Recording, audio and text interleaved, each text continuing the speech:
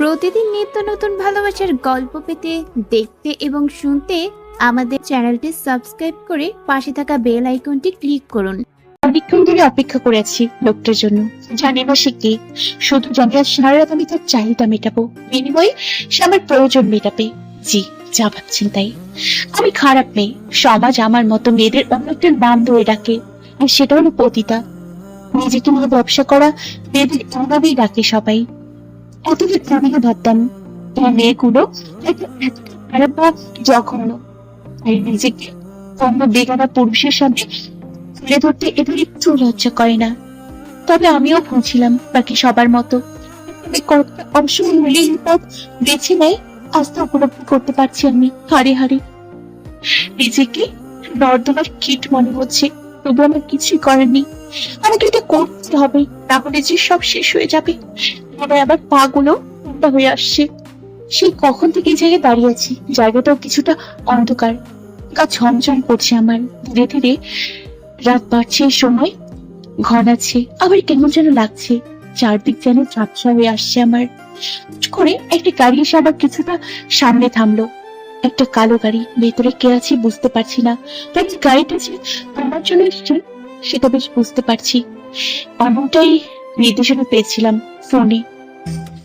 গাড়িটা 2 মিনিট আমার সামনে দাঁড়িয়ে রইলো। আমিও সেখানেই ঠাড় দাঁড়িয়ে রইলাম। আমার পাগুলো আগাচ্ছে না, তাই নড়তে পারছি না।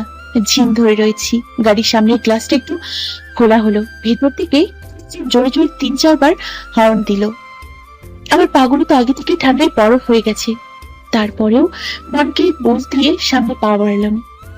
কিছুটা কাছে যেতেই ভেতর থেকে কেউ একজন বলে উঠলো, গাড়িতে উঠে বসো। আমি আর অপেক্ষা না করে পেছনের দরজায় হাত দিতেই আবার বলে উঠলো, সামনে এসে বসো। তাই অপপাশে ঘুরে গাড়ির সামনে গিয়ে দাঁড়াতেই ভেতর থেকে কেউ একজন দরজা খুলে দিল।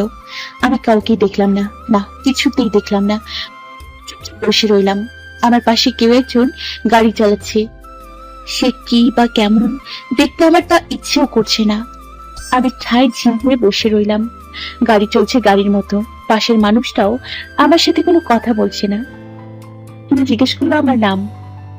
তার কাছে হয়তো আমার নাম মুখ্য নয়, সে যে কাজে এসছে হয়তো সেটাই মুখ্য। তাই নাম দিয়ে তার কি আসে যায়।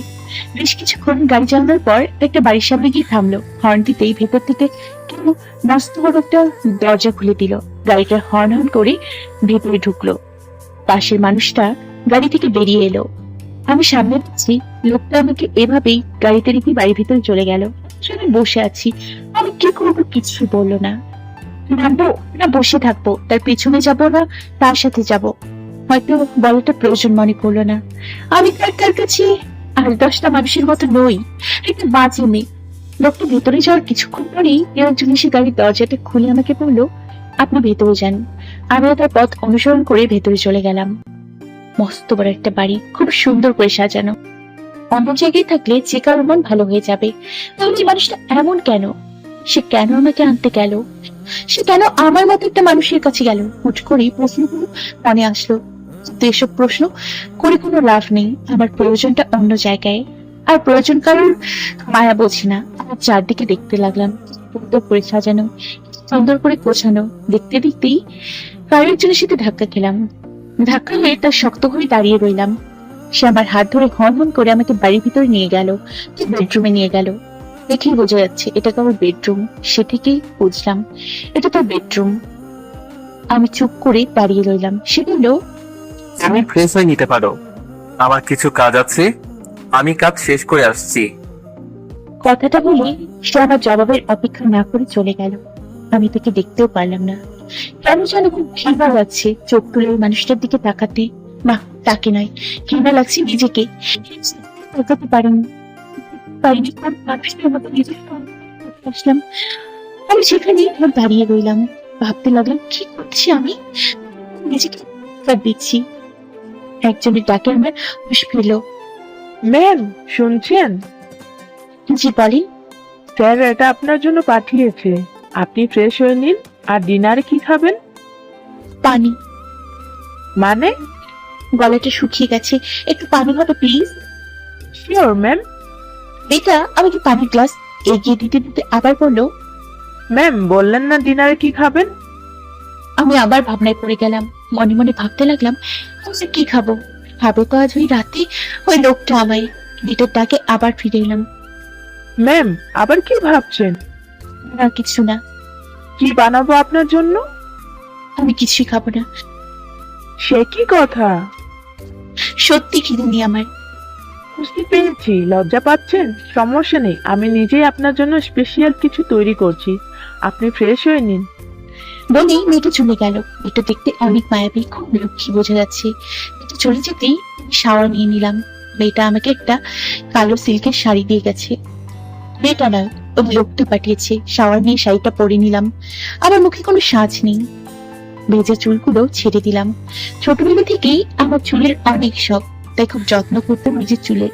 ভেজা চুলগুলো ছাড়তেই কোনো নিচ দিয়ে পড়লো।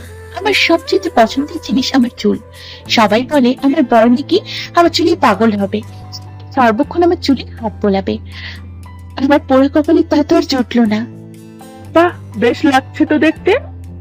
পেছনে ঘুরে দেখলাম মেয়েটা। আমি বললাম না দেখে কিভাবে বুঝলে?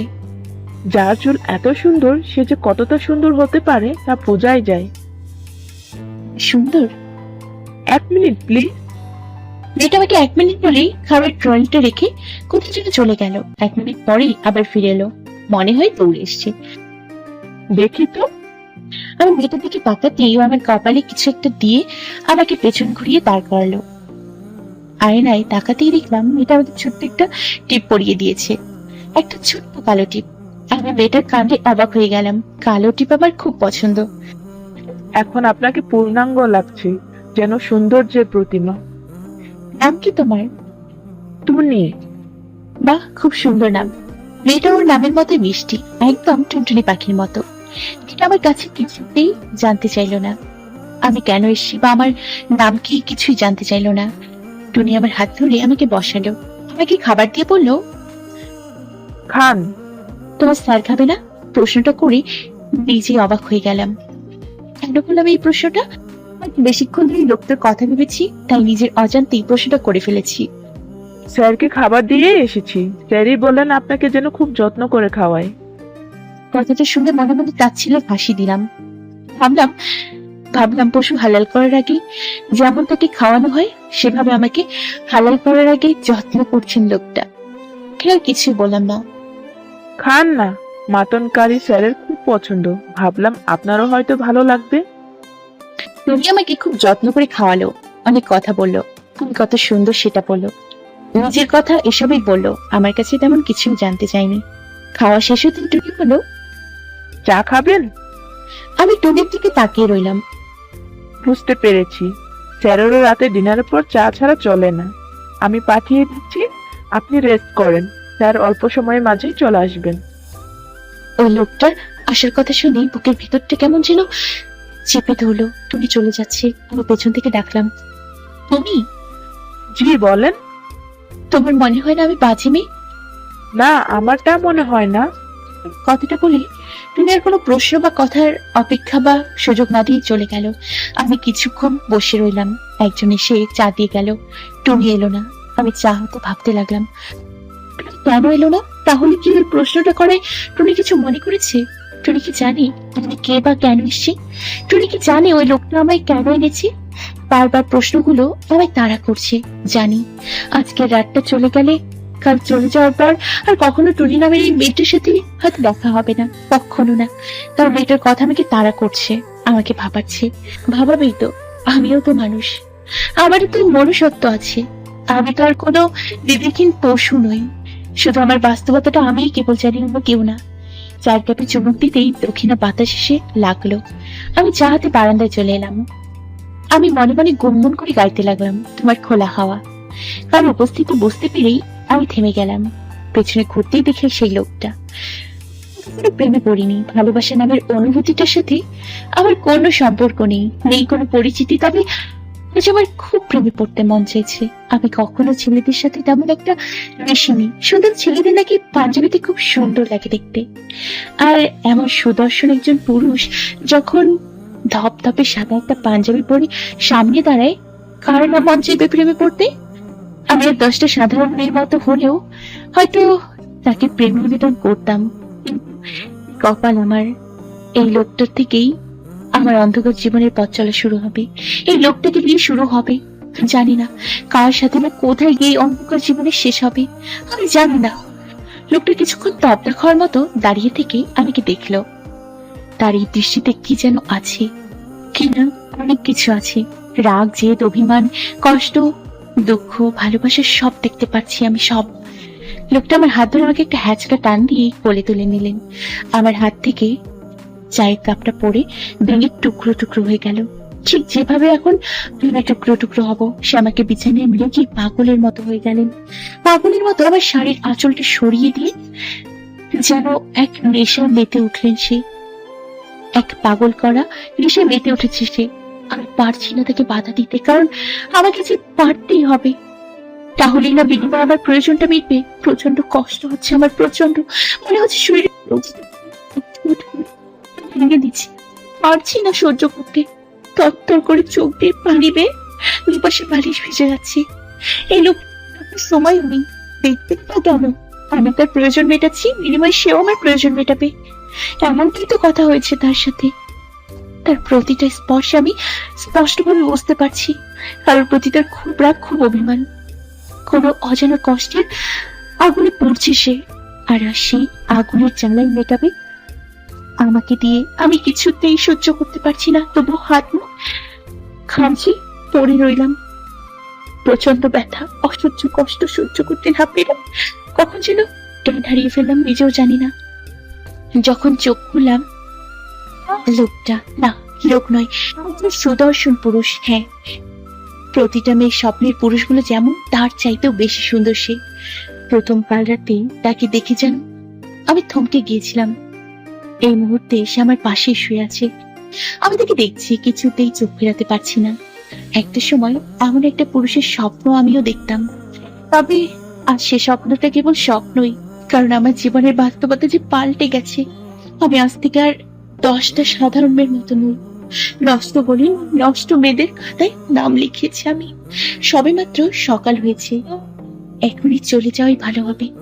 আমার তো অনেক কাজ বাকি, আবার নতুন কোনো ব্যবস্থাও করা লাগবে। এটাই এখন আমার বাস্তবতা। লোকটাকে ডাকার আর কোনো প্রয়োজন নেই। উঠে বসতেই বিছানার পাশে বেডসাইড টেবিলের উপর একটা খাম রাখা, উপরে লেখা পেমেন্ট। আমার বুঝতে বাকি রইল না, এটা আমার পেমেন্ট। কাল রাতের জন্য আমার দাম এটা। আমি তার প্রয়োজন মিটিয়ে দিয়েছি, আর সে আমার প্রয়োজন। আমি রুম থেকে বেরোতে নিলেই থমকে গেলাম। আমার নাম ধরে কেউ ডাকলো। এখানে আমার নাম ধরে কে ডাকবে? পেছনে ঘুরতেই দেখলাম লোকটা দাঁড়িয়ে আছে। আপনি আমার নাম জানেন? সে আমার প্রশ্নের কোনো জবাব না দিয়ে আমার কাছাকাছি চলে এলেন। উনি যা বললো তার কথায় আমি আবারও অবাক হলাম। তুমি অন্য কারো কাছে যাবে না, ড্রাইভার তোমাকে নামিয়ে দিয়ে আসবে, আবার রাতে নিয়ে আসবে। কখন আনতে যাবে সময়টা বলে দিও। এমনি যেতে পারবো, গাড়ি লাগবে না। যা বলছি তাই করো, অন্য কারো কাছে যাবে না তুমি। আমি আর তার কথার কোনো জবাব দিতে পারলাম না, বেরিয়ে এলাম। সারা রাস্তা এক অজানা ভাবনায় বিভোর ছিলাম। এই লোকটাকে, কাল রাতের সেই পাষাণ মানুষটা, কিছুতেই হিসেব মেলাতে পারছি না। কিছু মুহূর্তের মাঝে মানুষ এভাবে কিভাবে পাল্টে যায় আমি যে চিনতেই পারছি না। ভাইয়া, এখানে থামানো। এখানে? জি। ম্যাম, স্যার জেনে নিতে বলেছে আপনাকে কখন নিতে আসবো, আর এখান থেকে কি নিয়ে যাব আবার? আপনার স্যারকে বলবেন আমি নিজেই চলে যেতে পারবো, আমার জন্য শুধু শুধু কষ্ট করে গাড়ি পাঠানো লাগবে না। বলেই আমি গাড়ি থেকে বেরিয়ে গেলাম।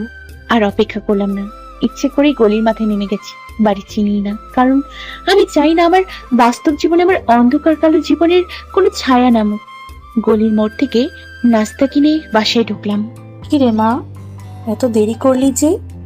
প্রথম দিন তো মা, তাই সময় অ্যাডজাস্ট হতে একটু সময় লেগে গেল। ধীরে ধীরে ঠিক হয়ে যাবে। চাকরিটা ভালো তো মা? মানুষগুলো ভালো তো? সবাই ভালো মা, চাকরিটাও ভালো। বাবা কই, ঘুম থেকে উঠেছে? না, উঠিনি। কাল রাতে তো ঘুমাচ্ছিলই না। সে কি, কেন আমাকে কল দাওনি কেন? কল দিতে চেয়েছিলাম, পরে ভাবলাম নতুন চাকরি, যদি তোর সমস্যা হয় এটা ভেবেই দেইনি। তোর জন্য তার মনটা কেমন যেন করছিল, বারবার বলছিল আমার রেণুটা ঠিক আছে তো, ওর কোনো বিপদ হয়নি তো। আমি অনেক বুঝিয়ে সুঝিয়ে তাকে ঘুম পাড়িয়েছি। এখন তোরই চাকরিটাই তো আমাদের শেষ সম্বল রে মা। জানি মা, তুমি দেখো সব ঠিক হয়ে যাবে। এই নাও ধরো। এসব কি? গলির মোড় থেকে রুটি ভাজি নিয়ে এলাম। অনু আর তনুকে নাস্তা করিয়ে দিও, সাথে তুমিও করে নিও। ঠিক মতো খাও না, আর কয়েকটা দিন মা, তারপর দেখো আর কোনো কষ্ট থাকবে না। আল্লাহ যেন তাই করে রে মা। তাই হবে মা, দেখে নিও। আমি যাই, একটু ঘুমাবো, অনেক ক্লান্ত লাগছে মা। সে কি, তুই খাবি না মা? আমি খেয়েছি মা, কোনো ক্ষুধা নেই। তোমরা খেয়ে নাও, আমি একটু ঘুমাই। মাকে কোন রকম বোঝ দিয়ে আমি গোসলে ঢুকলাম। বাথরুমে ঢুকেই ঝর্ণা ছেড়ে দিয়ে বুক দাপড়ে চিৎকার করতে লাগলাম ঝর্ণার পানির শব্দে। আমার চিৎকারগুলো শব্দ এই চার দেয়ালের মাঝেই সীমাবদ্ধ রয়ে গেল, আর শব্দ বাইরে গেলেও কেউ তেমন একটু শুনতে পাবে না। রুম থেকে বাথরুমটা দূরত্ব আছে, বাথরুমটা ছাদের অন্য পাশে হয়। এতদিন খুব কষ্ট হতো, নিজের কাছে খারাপও লাগতো, কিন্তু আজ মনে হচ্ছে দূরত্বটা থাকায় ভালোই হয়েছে। কেউ আমার অসহায়ত্বের চিৎকারগুলো শুনতে পারবে না। অনেকক্ষণ সময় নিয়ে গায়ে পানি ঢালছি, কিন্তু কি হবে এত পানি ঢেলে? কলঙ্ক তো আমার আত্মায় লেগে গেছে। শরীরে পানি ঢেলে কি আর সে কলঙ্ক মুছবে? মুছবে না। ইহকাল পরকাল সকল কালের জন্য আমি পাপী হয়ে গেলাম, কারণ আমি যা করেছি তা পাপ, মহাপাপ। আর আমি সে পাপের পাপিষ্ঠা। অনেকক্ষণ বসে বসে মন ভরে কান্না করতে লাগলাম। তখনই অনু দরজায় কড়া নাড়ল। এই আপু, তোমার হয়নি? আমার কলেজে দেরি হয়ে যাবে তো। এই তো বাবু, হয়ে গেছে, আসছি। আর দেরি না করে গা মুছে নিলাম, তাও মনে হচ্ছে শরীরের ময়লা লেগেই আছে। আমি বেরিয়ে এলাম। সে কি রে আপু, তোর চোখগুলো এত ফুলে গেছে কেন? কেমন লাল হয়ে আছে? সে কিছু না রে, সারা রাত কাজ করেছি তো, তাই ঘুম হয়নি, তাই এখন ঘুমালেই ঠিক হয়ে যাবে। আপু, বল। তোর অনেক কষ্ট হয় তাই না রে?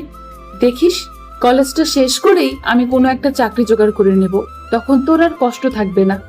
আমি ওরকে জড়িয়ে ধরলাম। আমার এতটুকু ছোট্ট বোন আমার কষ্টগুলোকে বোঝে। আমি চোখের পানি ধরে রাখতে পারলাম না। হ্যাঁ, ওই আমার বোন। বাবা মা তো আমাকে কুড়িয়ে এনেছিল, তাই তো আমাকে দেখতে পারো না। একটু ভালোবাসো না। আয় আমার বাচ্চাটা, তুই আমার সব। আয় আমার কাছে। তনু আমার বুকে ঝাঁপিয়ে পড়লো, আমার কলিজা দুইটা আমার চোখের পানি মুছে দিল। যা, তুই ফ্রেশ হয়ে নে। তনু, তুই আমার সাথে আয়, আমি তোকে তৈরি করে দিই, না হলে দেরি হয়ে যাবে। আমি তনুকে নিয়ে চলে আসতে নিলেই অনুটা আবার পেছন থেকে ডাকলো। আপু শোন। বল। অনু আমাকে ইশারায় বলে তনুকে পাঠিয়ে দিতে। মনে হয় তনুর সামনে বলতে চায় না। বাচ্চা, তুই যা, আমি আসছি। না কেন, আমিও শুনবো। যা বলছি। আমার ধমক শুনেই তনু এক দৌড়ে ঘরে চলে গেল। কি রে বাবু, কি হয়েছে? কিছু বলবি? বলছিলাম কি, সালমা আন্টির সাথে গতকাল কলেজ থেকে আসার সময় দেখা হয়েছিল। উনি একটা কথা বলল। অনুর কথাটা শুনেই বুকের ভেতর কেমন যেন একটা ভয় করে উঠলো। কি এমন বলেছে?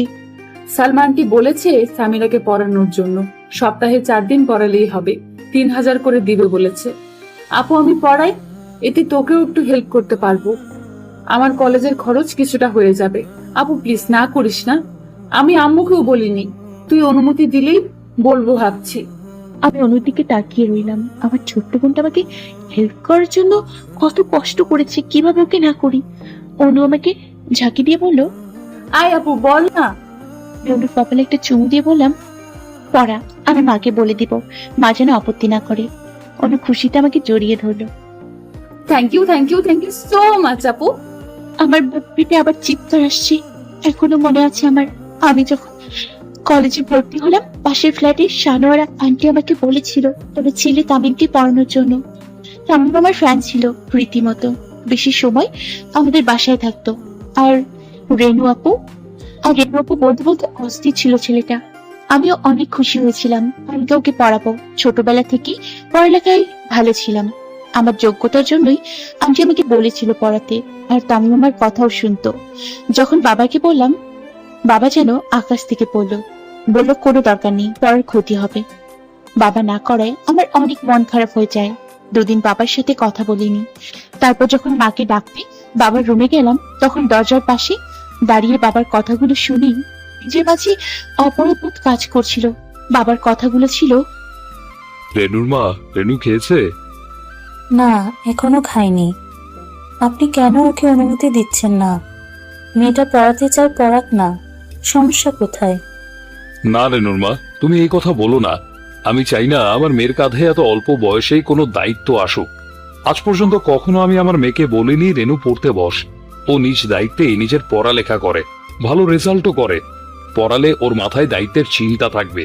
নিজের পড়ার কথা বাদ দিয়ে তামিমের রেজাল্টের চিন্তা করবে। আমি চাই না আমার রেনু এমন কষ্ট কাঁধে নিক। ওদের জন্য যা করা লাগে আমি করব। রেনুর মা, আল্লাহ তো আমাকে রহমত স্বরূপ 3 কন্যা দিয়েছেই। জানো তো রেনুর মা, আমি আমার মেয়েদের নিজের পায়ে দাঁড় করাতে পড়াচ্ছি, ওদের দিয়ে চাকরি করাতে নয়। আমার মেয়েগুলো মানুষের মতো মানুষ হবে।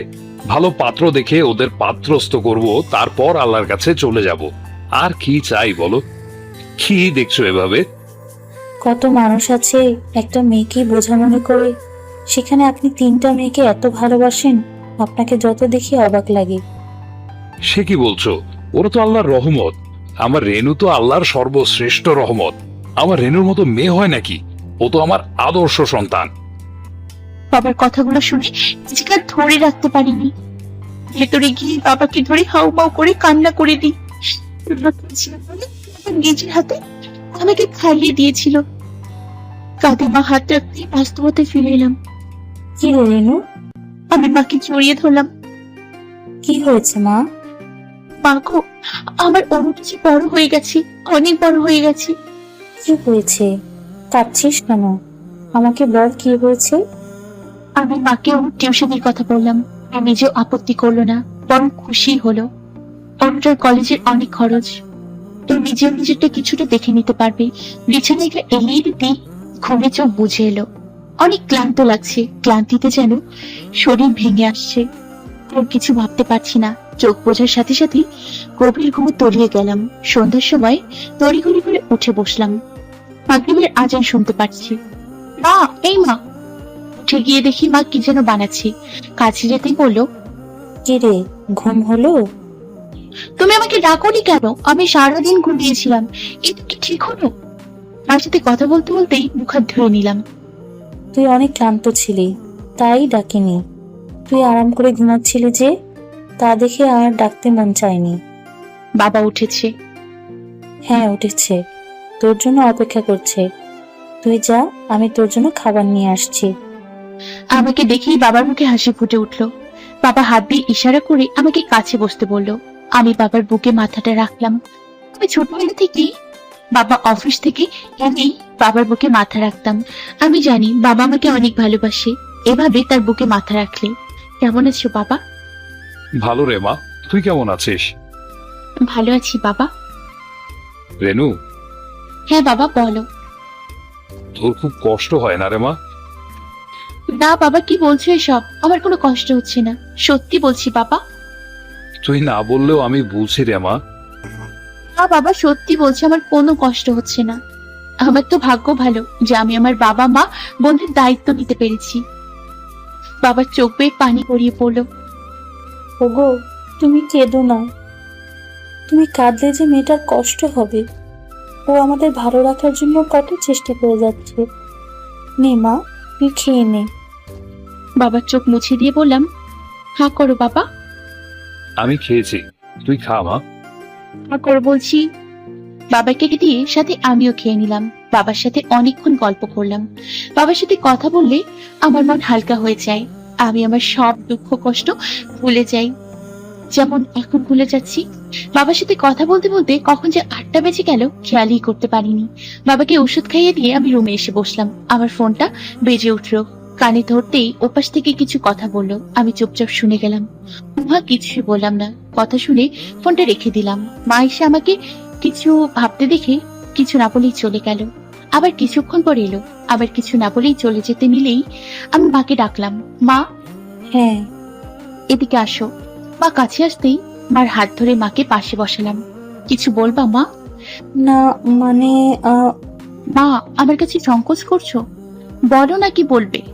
না রে মা, আসলে ঘরে কিছু নেই যে কাল রান্না করব, আর কোনো টাকা পয়সাও নেই, তাই তোর কাছে কি কোনো...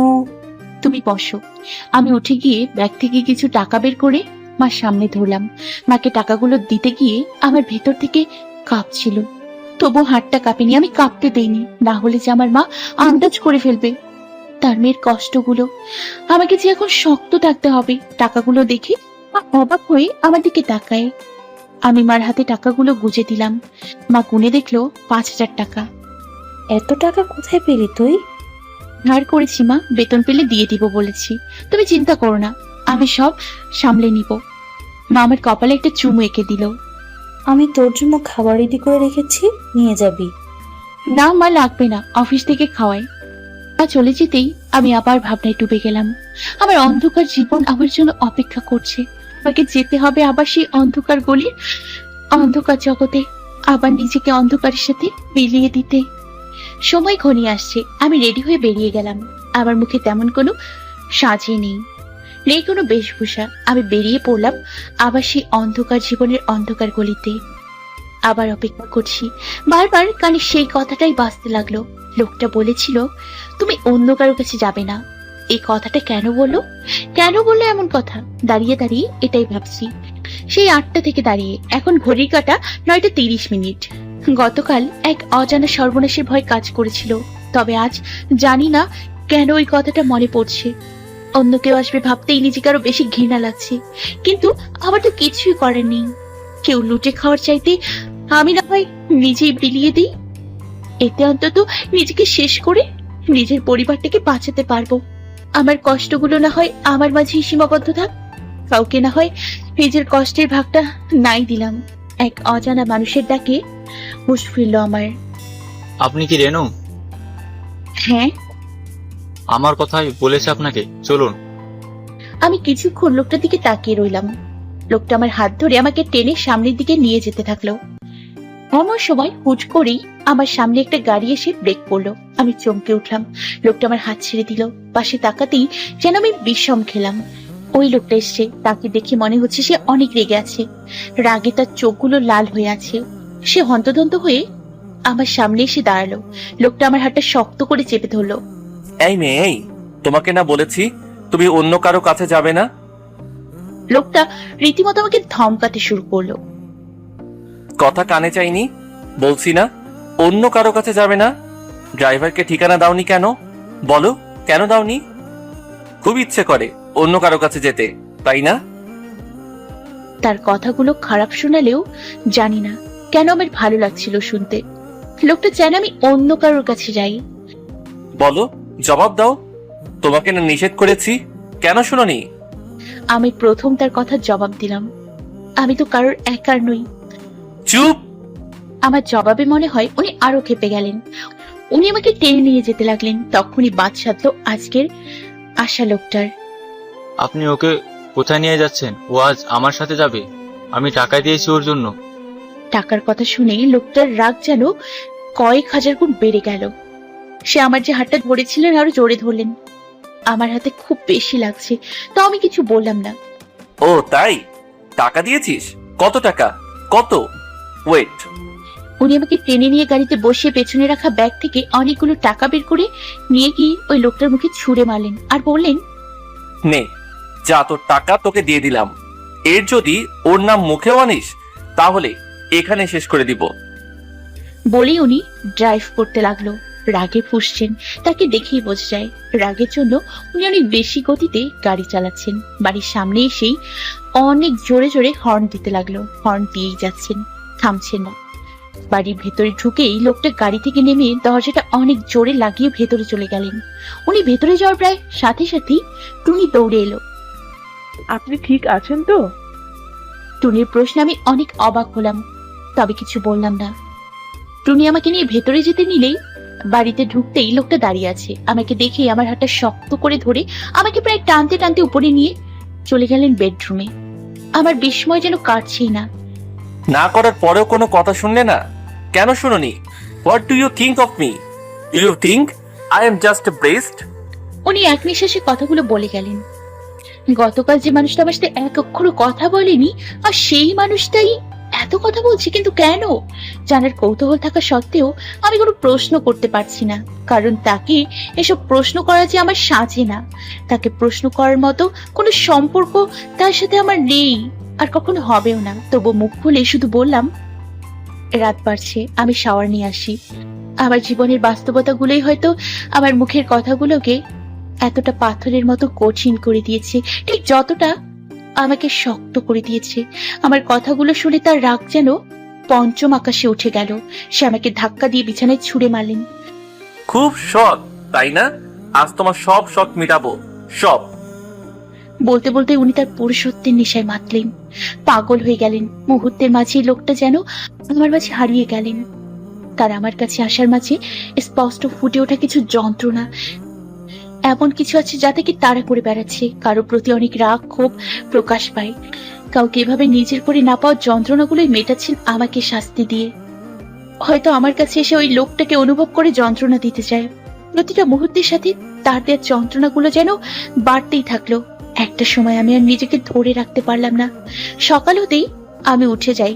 দেরি করে বাসায় ফেরা ঠিক হবে না। উঠে এমনিতে 8টা বাজে প্রায়। আমি উঠতেই পাশের মানুষটা বলে উঠলো, গুড মর্নিং। তার এইভাবে গুড মর্নিং বলে আমি অবাক হলাম, তবে মনে মনে হাসলাম। আমার জন্য আবার গুড মর্নিং।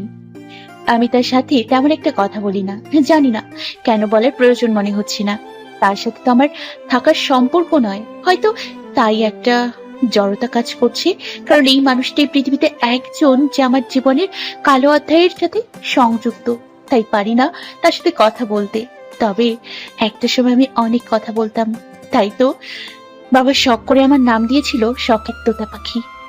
আমি আমার বাবার শখের তোতা পাখি, কারণ আমি কথা বলতে অনেক ভালোবাসি। অনেক কথা বলি আমি। না, ভুল বললাম, অনেক কথা বলতাম। এখন আর আগের মতো কথা বলা হয় না, কারণ আমার কথা শুনবে এমন কেউ নেই। সবাই চায় দেহটাকে, কথা শুনতে কেউ চায় না। এটাই বাস্তবতা। চলো আমি তোমাকে নামিয়ে দিয়ে আসবো। প্রয়োজন নেই, আমি একাই চলে যেতে পারবো। উনি আমার খানিকটা কাছাকাছি এসে বললেন, একদম রাগামানা বলে দিচ্ছি। বলেই সে বেরিয়ে গেল। খানিকক্ষণ পর আমিও নেমে এলাম। আমাকে নামতে দেখেই টুনি আমার কাছে ছুটে এলো। স্যার গাড়িতে আপনার জন্য অপেক্ষা করছেন। টুনি আমাকে গাড়ি পর্যন্ত এগিয়ে দিল। গাড়িতে উঠে বসতেই সে ড্রাইভ করতে শুরু করলো। আজকে গলির মোড়ে আসতেই আমি থামতে বললাম, এখানে? হ্যাঁ, বাকিটা আমি নিজেই যেতে পারবো। আমি এগিয়ে দেই। না, আমার অন্ধকার জীবনের সীমানা এ পর্যন্তই, এরপর যাওয়ার অনুমতি নেই। সে আমার কথা শুনে আর কিছুই বললেন না। আমি বেরিয়ে সামনে হাঁটা শুরু করলাম। বারবার মনে হচ্ছিল একবার পেছনে ফিরে তাকাই, কিন্তু না, ওই জীবনের কোনো মায়া থাকতে নেই। হুট করে পেছন থেকে সে ডাকলো, রেনু। আমি তার এক ডাকেই পেছনে ফিরে তাকালাম। আমি অয়ন, অয়ন চৌধুরী। প্রথম আমি তার নাম শুনলাম, তবে আমি কিছুই বললাম না। আবার ঘুরে বাসায় চলে এলাম। এত ক্লান্ত লাগছে যে প্রতিটা সিঁড়ি উপরে উঠতে উঠতে অনেক বেশি কষ্ট হচ্ছিল। মনে হচ্ছিল যেন এখানেই থেমে যাই, শরীরটা সঙ্গ দিতে পারে। আমাকে দেখেই তনু চিৎকার করে উঠলো। মা, আপু এসেছে। তনু এসে আমাকে জড়িয়ে ধরলো। তুমি কি অনেক ক্লান্ত আপু? না রে বাচ্চা, না বললেই হলো, তোমাকে দেখেই বোঝা যাচ্ছে তুমি অনেক ক্লান্ত।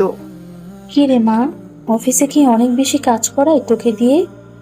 না মা, আসলে নাইট ডিউটি তো, তাই একটু বেশি ক্লান্তি ধরে ফেলে, আর কিছু না। আচ্ছা, গোসল দিয়ে আয়, আমি খাবার দিচ্ছি। না মা, আমি খাবো না, একটু ঘুমাবো। বলেই গোসল করে বিছানায় গা এলিয়ে দিলাম। বিছানায় গা এলিয়ে দিতেই নিজেকে হালকা লাগছে।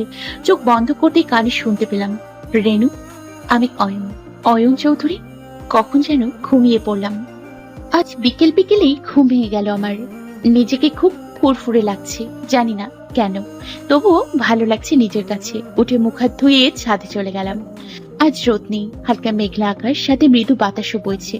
আমি চুলগুলো ছেড়ে ছাদের রেলিংটা ঘেঁষে দাঁড়ালাম।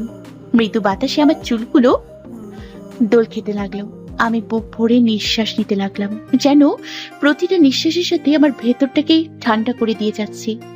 আজ অনেক অনেক দিন পর আমি এইভাবে উপভোগ করছি। যখন আমার মন ভালো থাকে তখন আনমনেই আমার মুখ দিয়ে গান বেরিয়ে আসে। যেমন এখন আমি গাইছি, আমারও পরানো চাহা চাই, তুমি তাই গো, আমারও পরানো চাহা চাই, আমারও পরানো চাহা চাই, তুমি তাই গো, আমারও পরানো চাহা চাই। বাহ, কতদিন পর আমার মেয়ে গান গাইছে। মার ডাকে আমি ফিরে এলাম ভাবনার জগৎ থেকে। মাকে দেখে হেসে দিলাম। থামলি কেন গা? আবার অন্যদিন গাইবো। মা আমার দিকে চায়ের কাপটা এগিয়ে দিল। এই নে চা। তুমি কিভাবে বুঝলে? আমার মেয়েটা আমাদের সব প্রয়োজন দেখছে, আর আমি তার এতটুকু প্রয়োজন বুঝবো না? তা না হলে কিসের মা হলাম? কথাটা বলেই মা পাশে রাখা চৌকিটাতে বসলেন। মাকে দেখেই বোঝা যাচ্ছে তার হয়তো মন খারাপ। আমিও গিয়ে মার পাশে বসলাম। কি গো মা, কি হয়েছে? কি ভাবছো? জানিস তো মা, খুব খারাপ লাগে, তোদের জন্য কিছুই করতে পারছি না। তুই একাই কত কষ্ট করছিস। আমি মাকে আলতো করে জড়িয়ে ধরলাম। দেখো মা, একদিন সব ঠিক হয়ে যাবে, আমরা অনেক ভালো থাকবো। বিকেলে আমি এই ছাদের কোনায় বসেই কাটিয়ে দিলাম। ছাদের সাথে আমার সম্পর্কটা অনেক নিবিড়। বিকালের এই সময়টা আমি এখানেই কাটাতে ভালোবাসতাম। আজ অনেক দিন পর আবার এইভাবে সময় কাটাচ্ছি। আবার এইভাবে নিজেকে কখনো সময় দিতে পারবো ভাবিনি। বিকেল ঘনিয়ে কখন যেন সন্ধে হয়ে গেছে, চারদিক কিছুটা অন্ধকারচ্ছন্ন হয়ে এসছে। খেয়ালই করিনি, মায়ের ডাকেই খেয়াল হলো। আসছি মা। ডেকেছিলে মা? সন্ধ্যা হয়ে গেছে, খাওয়া লাগবে না তোর? খাবো তো। কখন খাবি শুনি? তুমি যখন দেবে তখনই, বলেই হেসে দিলাম। যা, তোর বাবার কাছে গিয়ে বস, আমি খাবার নিয়ে আসছি। আমি বাবার কাছে গিয়ে বসলাম। আমাকে দেখেই বাবার মুখে সুখের হাসি ফুটে ওঠে। আমি এই হাসিটা দেখলে আমার সব কষ্ট ভুলে যাই। বাবা, তোমার মাথায় তেল দিয়ে দিই? না রে মা, লাগবে না। বললেই হলো লাগবে না? কতদিন তোমার মাথায় তেল দিয়ে দেইনি। বলতে বলতেই বাবার মাথাটা নিজের কোলে নিয়ে খুব যত্ন করে তেল দিয়ে দিতে লাগলাম। তখনই মা আসে ভাত নিয়ে। সে কি, মেয়েটা সারাদিন কিছু খায়নি, এখন একটু খাবে, আর তুমি ওকে দিয়ে মাথায় তেল দেওয়াচ্ছ? মা, বাবাকে এভাবে বলবে না, আমি বলছি দিয়ে দিব। ভাতগুলো ঠান্ডা হয়ে যাবে মামা। তাহলে তুমি খাইয়ে দাও, কতদিন তোমার হাতে ভাত খাই না। মা আজ অনেকদিন পর আমাকে ভাত খাইয়ে দিল। আজ পেটে চাইতে মনটা পড়লো বেশি। মায়ের হাতে ভাত খাওয়ার সুখটাই অন্যরকম। মা, আমি যাই, আমাকে আবার বের হতে হবে। রেনুমা, কিছু বলবে বাবা? একটা কথা বলতাম। বলো না বাবা, কি বলবে? বলছিলাম, তুই অফিসে বলে দেখতি যদি তোকে সকালে শিফটে দেয়া যায়। এভাবে রাত জেগে কাজ করলে তো তুই অসুস্থ হয়ে পড়বি মা। আমার জন্য বাবা কত চিন্তা করে, ভেতরে ভেতরে অনেক অপরাধ বোধ কাজ করে আমার। পারছি না, তবুও সহ্য করা লাগছে, কারণ সত্যিটা জানলে যে বাবা মা মরে যাবে। খিরে মা, কি ভাবছিস? মাত্রই তো জয়েন করলাম, কিছুদিন যাক, তারপর না হয় বলে দেখবো। আচ্ছা যা মা, তৈরি হয়ে নে। 8টার মাঝে বেরিয়ে পড়লাম। রাস্তায় জ্যামও থাকে, এতটা পথ যেতেও তো সময় লাগবে ভাবছি, আর হাঁটছি। হাঁটতে হাঁটতেই গলির মোড়ে এসে থমকে গেলাম। আমি ঠিক দেখছি তো? চোখ বন্ধ করে আবার তাকালাম। ঠিকই তো দেখছি, মানুষটা গাড়ি নিয়ে আমার জন্য অপেক্ষা করছে। আমাকে কাছাকাছি আসতে দেখেই সে গাড়ি থেকে নামলেন। আমি তার সামনে গিয়ে নিশ্চুপ হয়ে দাঁড়িয়ে রইলাম। তাকে কি বলবো? আমাকে অবাক করে দিয়ে সে নিজেই বললেন, তুমি তো সকালে এখানেই নামলে, বাসা তো চিনি না, তাই ভাবলাম হয়তো এখান দিয়ে আসবে, তাই এখানেই অপেক্ষা করলাম। আমি কিছু বললাম না। সে আমাকে আবার অবাক করে দিয়ে গাড়ির দরজা খুলে দাঁড়ালেন। বসো। আমি তার বাধ্যগতভাবে বসে পড়লাম। সে আমাকে নিয়ে বাসায় চলে এলেন। টুনি আমাকে দেখেই হেসে দিল। আমি তার রুমে গিয়ে তার জন্য অপেক্ষা করতে লাগলাম। অপেক্ষা তো বাহানা, আমি তো তার চিন্তায় মগ্ন ছিলাম। তার কারণ, তার আচরণগুলো কিছুতেই মিলাতে পারছি না। সে কখন পাত্রের মতো শক্ত, কখন পানির মতো স্বচ্ছ, কিছুই বুঝতে পারি না। তার হিসেবটা যে কিছুতেই মেলাতে পারি না। সে কেন আমার বোঝার বাইরে। কেন পারছি না আমি তাকে বুঝতে। তখনই সে আসলো, তার সাথে আরো দুজন। দেখেই বোঝা যাচ্ছে তারা সার্ভেন্ট। এই ব্যাগটা আর বাকি জিনিসগুলো নিয়ে গাড়িতে রেখে দাও। তারা ব্যাগ আর বাকি জিনিসগুলো নিয়ে চলে গেল। মানুষটা আমার সামনে এসে দাঁড়ালো। আমি চোখ তুলে তার দিকে তাকালাম। তার চাহনিতে কি যেন আছে। আমি হারিয়ে যাচ্ছিলাম। আমি বিজনেসের কাজে দেশের বাইরে যাচ্ছি, ফিরতে বেশ কিছুদিন সময় লাগবে। আর আমি না ফেরা পর্যন্ত তুমি এখানেই থাকবে, অন্য কারো কাছে যাবে না বলে দিলাম। ড্রাইভার তোমাকে নিয়ে আসবে, আবার সকালে দিয়ে আসবে। কথার যদি এদিক সেদিক হয় তাহলে সেখানেই শেষ করে দিব। কথাটা মনে থাকবে তো? আমি মুখে কিছু বললাম না, শুধু মাথা ঝাঁকিয়ে সায় দিলাম, মনে থাকবে। এটা রাখো, এখানে যা আছে তা দিয়ে আমি আসা পর্যন্ত তোমার চলতে কোনো সমস্যা হবে না। আর যতদিন আমি না আসবো, প্রয়োজনে প্রতিদিন তুমি রাতে এখানে থাকবে। আমি ফোন দিয়ে খবর নিব, কথা যেন নড়চড় না হয়। আমি আসি, সাবধানে থেকো।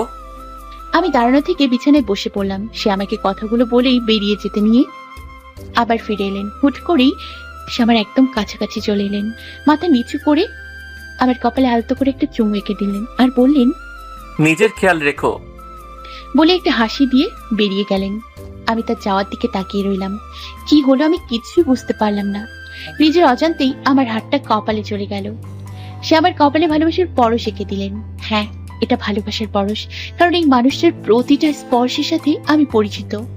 তার এই স্পর্শে কোনো রাগ ছিল না, কোনো ক্ষোভ ছিল না, শুধু ছিল ভালোবাসা। তাই এটাকে ভালোবাসার পরশই বলে। আমি ভূত দেখার মতো বসে রইলাম। কিছুক্ষণ পর এক কাপ চা হাতে টুনি এলো। আপনার চা? এতক্ষণ কোথায় ছিলে? স্যারের স্টাডি রুম গোছাচ্ছিলাম। সারাদিন কাজ করেছেন তো, তাই এলোমেলো হয়েছিল। স্যার প্রতিবারই কোনো বিজনেস ট্যুরে যাওয়ার আগে এমনটা হয়। টুনি, একটা কথা জিজ্ঞেস করি? জি বলেন। তোমার স্যার অনেক বড় লোক, তাই না? কি হবে এত টাকা দিয়ে বলেন? মানুষটাকে ভালোবাসারই তো কেউ নেই। ভালোবাসার বিনিময়ে শুধু পেয়েছি বিশ্বাসঘাতকতা। এত টাকা কি মূল্য? আমি স্পষ্ট দেখলাম। কথাগুলো বলতেই টুনির চোখ ছলছল করছিল, তাই প্রসঙ্গ পাল্টে দিলাম। আর কিছু জানতে চাইলাম না। তোমার সাথে গল্প করতে আমার অনেক ভালো লাগে। আমার আপনাকে খুব আপন মনে হয়। তাহলে আজ সারা রাত তুমি আর আমি গল্প করব। এই তো গল্প করছি। করেছি, আরো করব সারা রাত। কথা বলতে বলতে আমার চায়ের কাপটা খালি হয়ে গেল। টুনি আমার হাত থেকে এই কাপটা নিয়ে নিল। এবার লক্ষ্মী মেয়ের মতো ঘুমিয়ে পড়ুন। সে কি কথা? আমরা তো গল্প করব।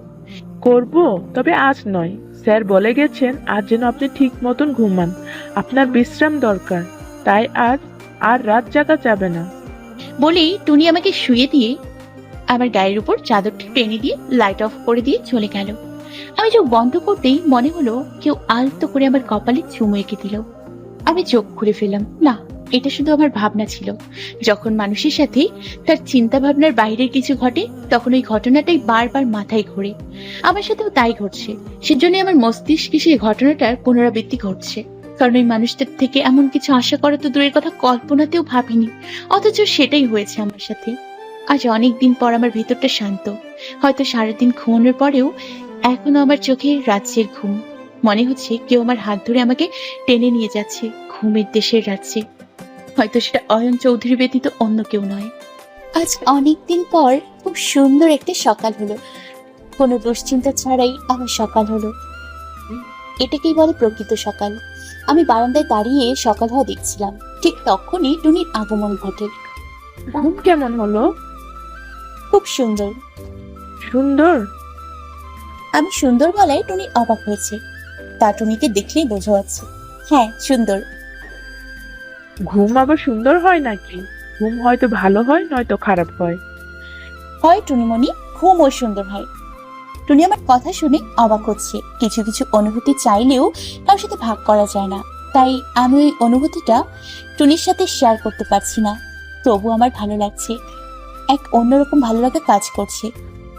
আপনি চা শেষ করেন, আমি আপনার নাস্তার ব্যবস্থা করছি। প্রয়োজন নেই, আমি বাসায় গিয়ে মার সাথে খাবো। আমি না যাওয়া পর্যন্ত মা কিছুই খায় না। কিন্তু স্যার তো। তোমার স্যারকে বলো আমি খেয়েছি। তাহলে আমি ড্রাইভারকে বলছি গাড়ি বের করতে, আপনি রেডি হয়ে নিন। আমি আর টুনিকে বাধা দিলাম না, কারণ টুনিকে বললেও শুনবে না। আর ও স্যারের নির্দেশ ও অমান্য করবেও না। তাই বাধ্য মেয়ের মতো টুনির কথা মতোই গাড়িতে করে ফিরলাম। তবে এর গণ্ডি গলির মোড় পর্যন্তই, এরপরে যাওয়ার অনুমতি নেই। ইদানিং প্রতিদিনই সকালে নাস্তা নিয়েই বাসায় ফিরি। মা অনেক খুশি হয় যখন আমার হাতে কিছু দেখে। কিরে, আজও তুই খাবার নিয়ে এসেছিস? হ্যাঁ, অনু তনু, তোমার আর বাবার জন্য। তোকে না নিষেধ করলাম? সব নিষেধ শুনতে হয় না মা। আজকে নাস্তার জন্য কি বানিয়েছো মা? কিছুই না, তুই নাস্তার জন্য প্রতিদিনই তো কিছু না কিছু নিয়ে আসিস, তাই তো কিছু বানাইনি। দেখলি তো, তাহলে আজ যদি আমি খালি হাতে আসতাম তাহলে আমার অনু আর তনু কি খেয়ে যেত? সে আমি কিছু একটা বানিয়ে দিতাম। তুমি তো রান্না করোই, একবেলা না হয় না করলে। সেই তো, ডাল ভাত ছাড়া তেমন কিছুই করতে পারি না। কতদিন ধরে তোদের ভালো মন্দ কিছু রান্না করে খাওয়াতে পারি না। কথাটা বলতেই একটা চাপার নিঃশ্বাস বেরিয়ে এলো মার। মার চোখগুলো ছলছল করছিল। মার কষ্টটা বুঝতে পারছিলাম। আমার সাধ্যের বাইরে তো আমি কিছুই করতে পারছিলাম না। আর একসাথে মাকে এতগুলো টাকা দিলে যে মাও সন্দেহ করবে। না পারছি পরিবারের কষ্ট দেখতে, আর না পারছি কিছু করতে। সংসারের মেয়েগুলো এত অসহায় হয় কেন? কেন মেয়েগুলোর ইচ্ছে থাকা সত্ত্বেও তারা নিজের পরিবারের জন্য কিছু করতে পারে না? গত রাতে খুব ভালো ঘুম হয়েছে, তাই আজ আর ঘুমালাম না। মাকে ঘরের কাজে হেল্প করলাম। মা তো আমাকে কিছু করতে দেবে না, তাই টুকটাক এটা ওটা করতে লাগলাম। ঘর গোছাতে গোছাতেই ফ্রিজটা খুললাম, দেখি পরিষ্কার করা লাগবে কিনা। ফ্রিজটা খুলতেই বুকের ভেতরটা ধুক করে উঠলো। আমি আমার এতটা বয়সে কখনো দেখিনি আমাদের ফ্রিজ খালি। আমার মার ফ্রিজ সব সময় ভরা থাকতো। এই খালি ফ্রিজটা দেখে আমার এত কষ্ট হচ্ছে, তাহলে আমার মার না জানি কতই কষ্ট হয়। ঘর গোছানো শেষ করেই কাপড় পাল্টে নিলাম। চুলগুলো মাথায় তুলে হাত খোপা করতে করতেই মাকে ডাকতে শুরু করলাম। মা, ও মা, মা, কোথায় তুমি? কি রে, চেঁচাচ্ছিস কেন? বাজারের ব্যাগটা দাও তো। বাজারের ব্যাগ দিয়ে তুই কি করবি? কি করবো মানে বাজার করব। বাজারের ব্যাগ দিয়ে মানুষ কি করে? তুই করবি বাজার? হ্যাঁ, বাজার করব। দাও এখন বাজারের ব্যাগটা এনে দাও। মাকে অবাক করে দিয়ে আমি বাজারের ব্যাগটা নিয়ে বেরিয়ে পড়লাম। জীবনে কোনো দিন বাজার করিনি, আজ প্রথম বাজারে যাচ্ছি। আমি ছোটবেলা থেকে দরদামে খুব পাকা, বাবার থেকেই শিখেছি। ব্যাগ ভর্তি বাজার করে বাসায় ফিরলাম। আজ মনটাও ফুরফুরা লাগছে।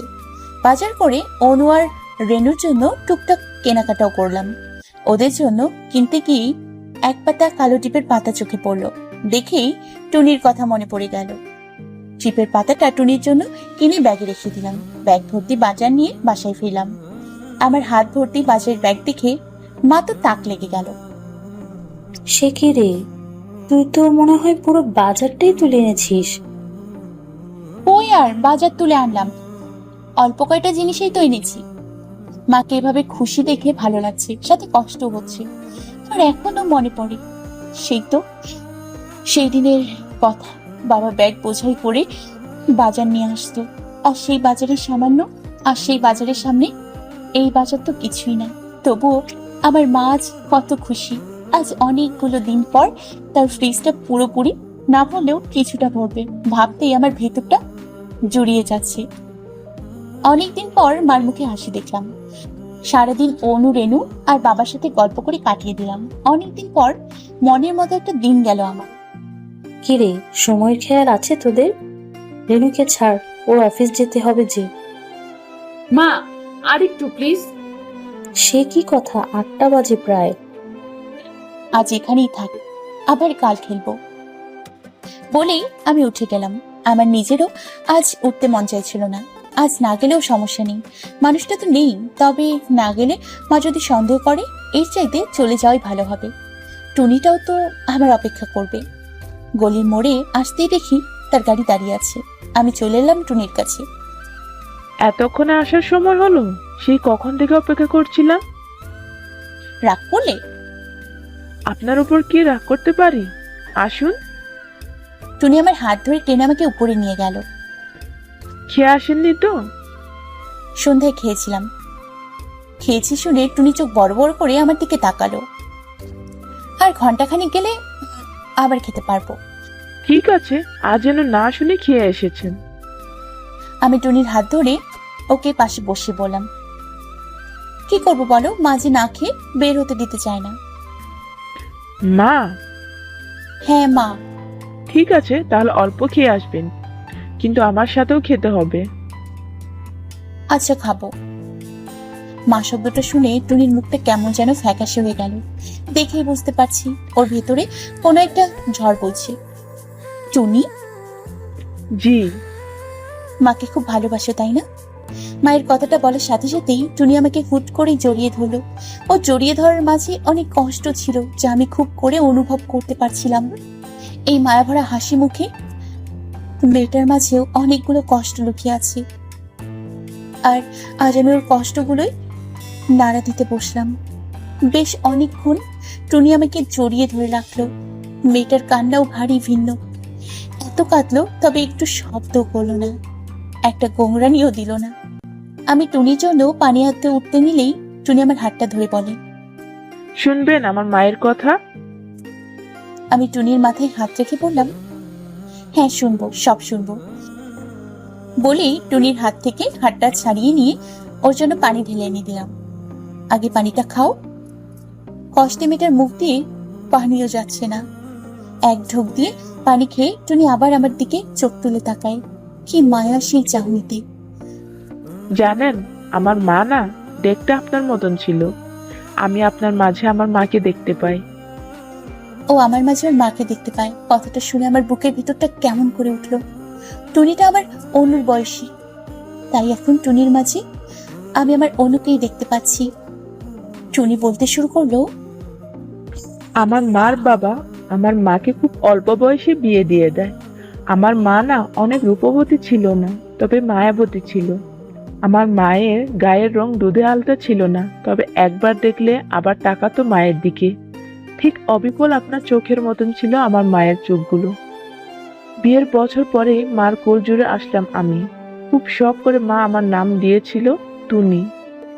বাবার সাথে মায়ের সম্পর্ক ভালো ছিল, কখনো কোনো ঝগড়া দেখিনি। একদিন মাঝরাতে মায়ের চিৎকারে আমার ঘুম ভেঙে গেল। আমি দাদির সাথে অন্য ঘরে ছিলাম। আমি মার চিৎকার শুনে উঠতে চাইলে দাদি আমাকে বাধা দেয়। তবুও আমি দাদির বাধা উপেক্ষা করে দৌড়ে ঘর থেকে বেরিয়ে দাওয়ায় চলে এলাম। এসেই দেখি অন্য পাশে মায়ের ঘরে দাওয়ায় মা বসে কাঁদছে। বাবা বাড়ি থেকে বেরিয়ে গেল। আমি দাঁড়িয়ে দাঁড়িয়ে মায়ের আর্তনাদ শুনতে লাগলাম। মা বলছিল, আপনি যাইয়েন না, আমার কথা শুনেন, যাইয়েন না আপনি। আমি ওইটুকু মানুষ কি বা বলতাম। পা টিপে টিপে মায়ের কাছে গিয়ে দাঁড়ালাম। মা আমাকে জড়িয়ে ধরলো। তারপর কয়েকদিন বাবাকে দেখিনি, কোথায় ছিল জানি না। আমি মাকে জিজ্ঞেস করলাম, মা বাজান কই গেছে, আহে না কেন লাগা? আমার পরানটা বাজানের লাগে কেমন কেমন করে মা। মা আমাকে জড়িয়ে ধরে শুধু কাঁদে। জানি না রে মা, তোর বাপে কই গেছে, আমার কপাল পুড়ছে রে মা, আমার কপাল পুড়ছে। ওই সময় বুঝিনি কপাল পোড়া জিনিসটা কি। তখন বুঝিনি আমার মার কপাল কিভাবে পুড়লো। আমি মার কপালে তাকিয়ে দেখলাম মার কপালে তো কোনো পোড়া দাগ নেই। তাহলে মা কেন বললো তার কপাল পুড়েছে? ওই সময় ব্যাখ্যা চাওয়ার চাইতে আমার মায়ের চোখের পানি মুছে দেওয়াটা বেশি গুরুত্বপূর্ণ মনে হয়েছিল। তাই আর মার কাছে জানতে চাইনি। মা, মাগো, কপাল পোড়া কি জিনিস? তার কিছুদিন পর বাবা আসলো। বাবাকে দেখতে বিধ্বস্ত লাগছে। তখন এত কিছু আমি বুঝি না। আমি তো আমার বাবাকে দেখে খুশি হয়ে চিৎকার করে উঠলাম, মা বাজান আইছে। চিৎকার করতে করতেই বাবার কাছে দৌড়ে গেলাম। বাবা আমাকে কোলে তুলে চুমো খেলেন। মা কল পারে পানি তুলছিলেন। কলস ফেলে মাও দৌড়ে এসে দাওয়ায় দাঁড়ায়। বাবা কাছাকাছি আসতেই বলে উঠলেন, আপনি আইছেন? আহারে, চোখ মুখ খান হুগাই গেছে। আপনি কলের পারে যান, আমি আপনার লাগা গামছা লই আহি, গোসল দিয়া গরম ভাত খাইবেন। তারপরে কয়েকটা দিন বাবাকে মার সাথে কোনো খারাপ ব্যবহার করতে দেখিনি, আর ঝগড়াও করতে দেখিনি। তারপরে একদিন, মাপুজ মিয়া বাড়ি আসনি? ও মাপুজ মিয়া বাড়ি আসনি? কেডা রেডাকে? আরে মিয়া, আমি জব্বার আলী।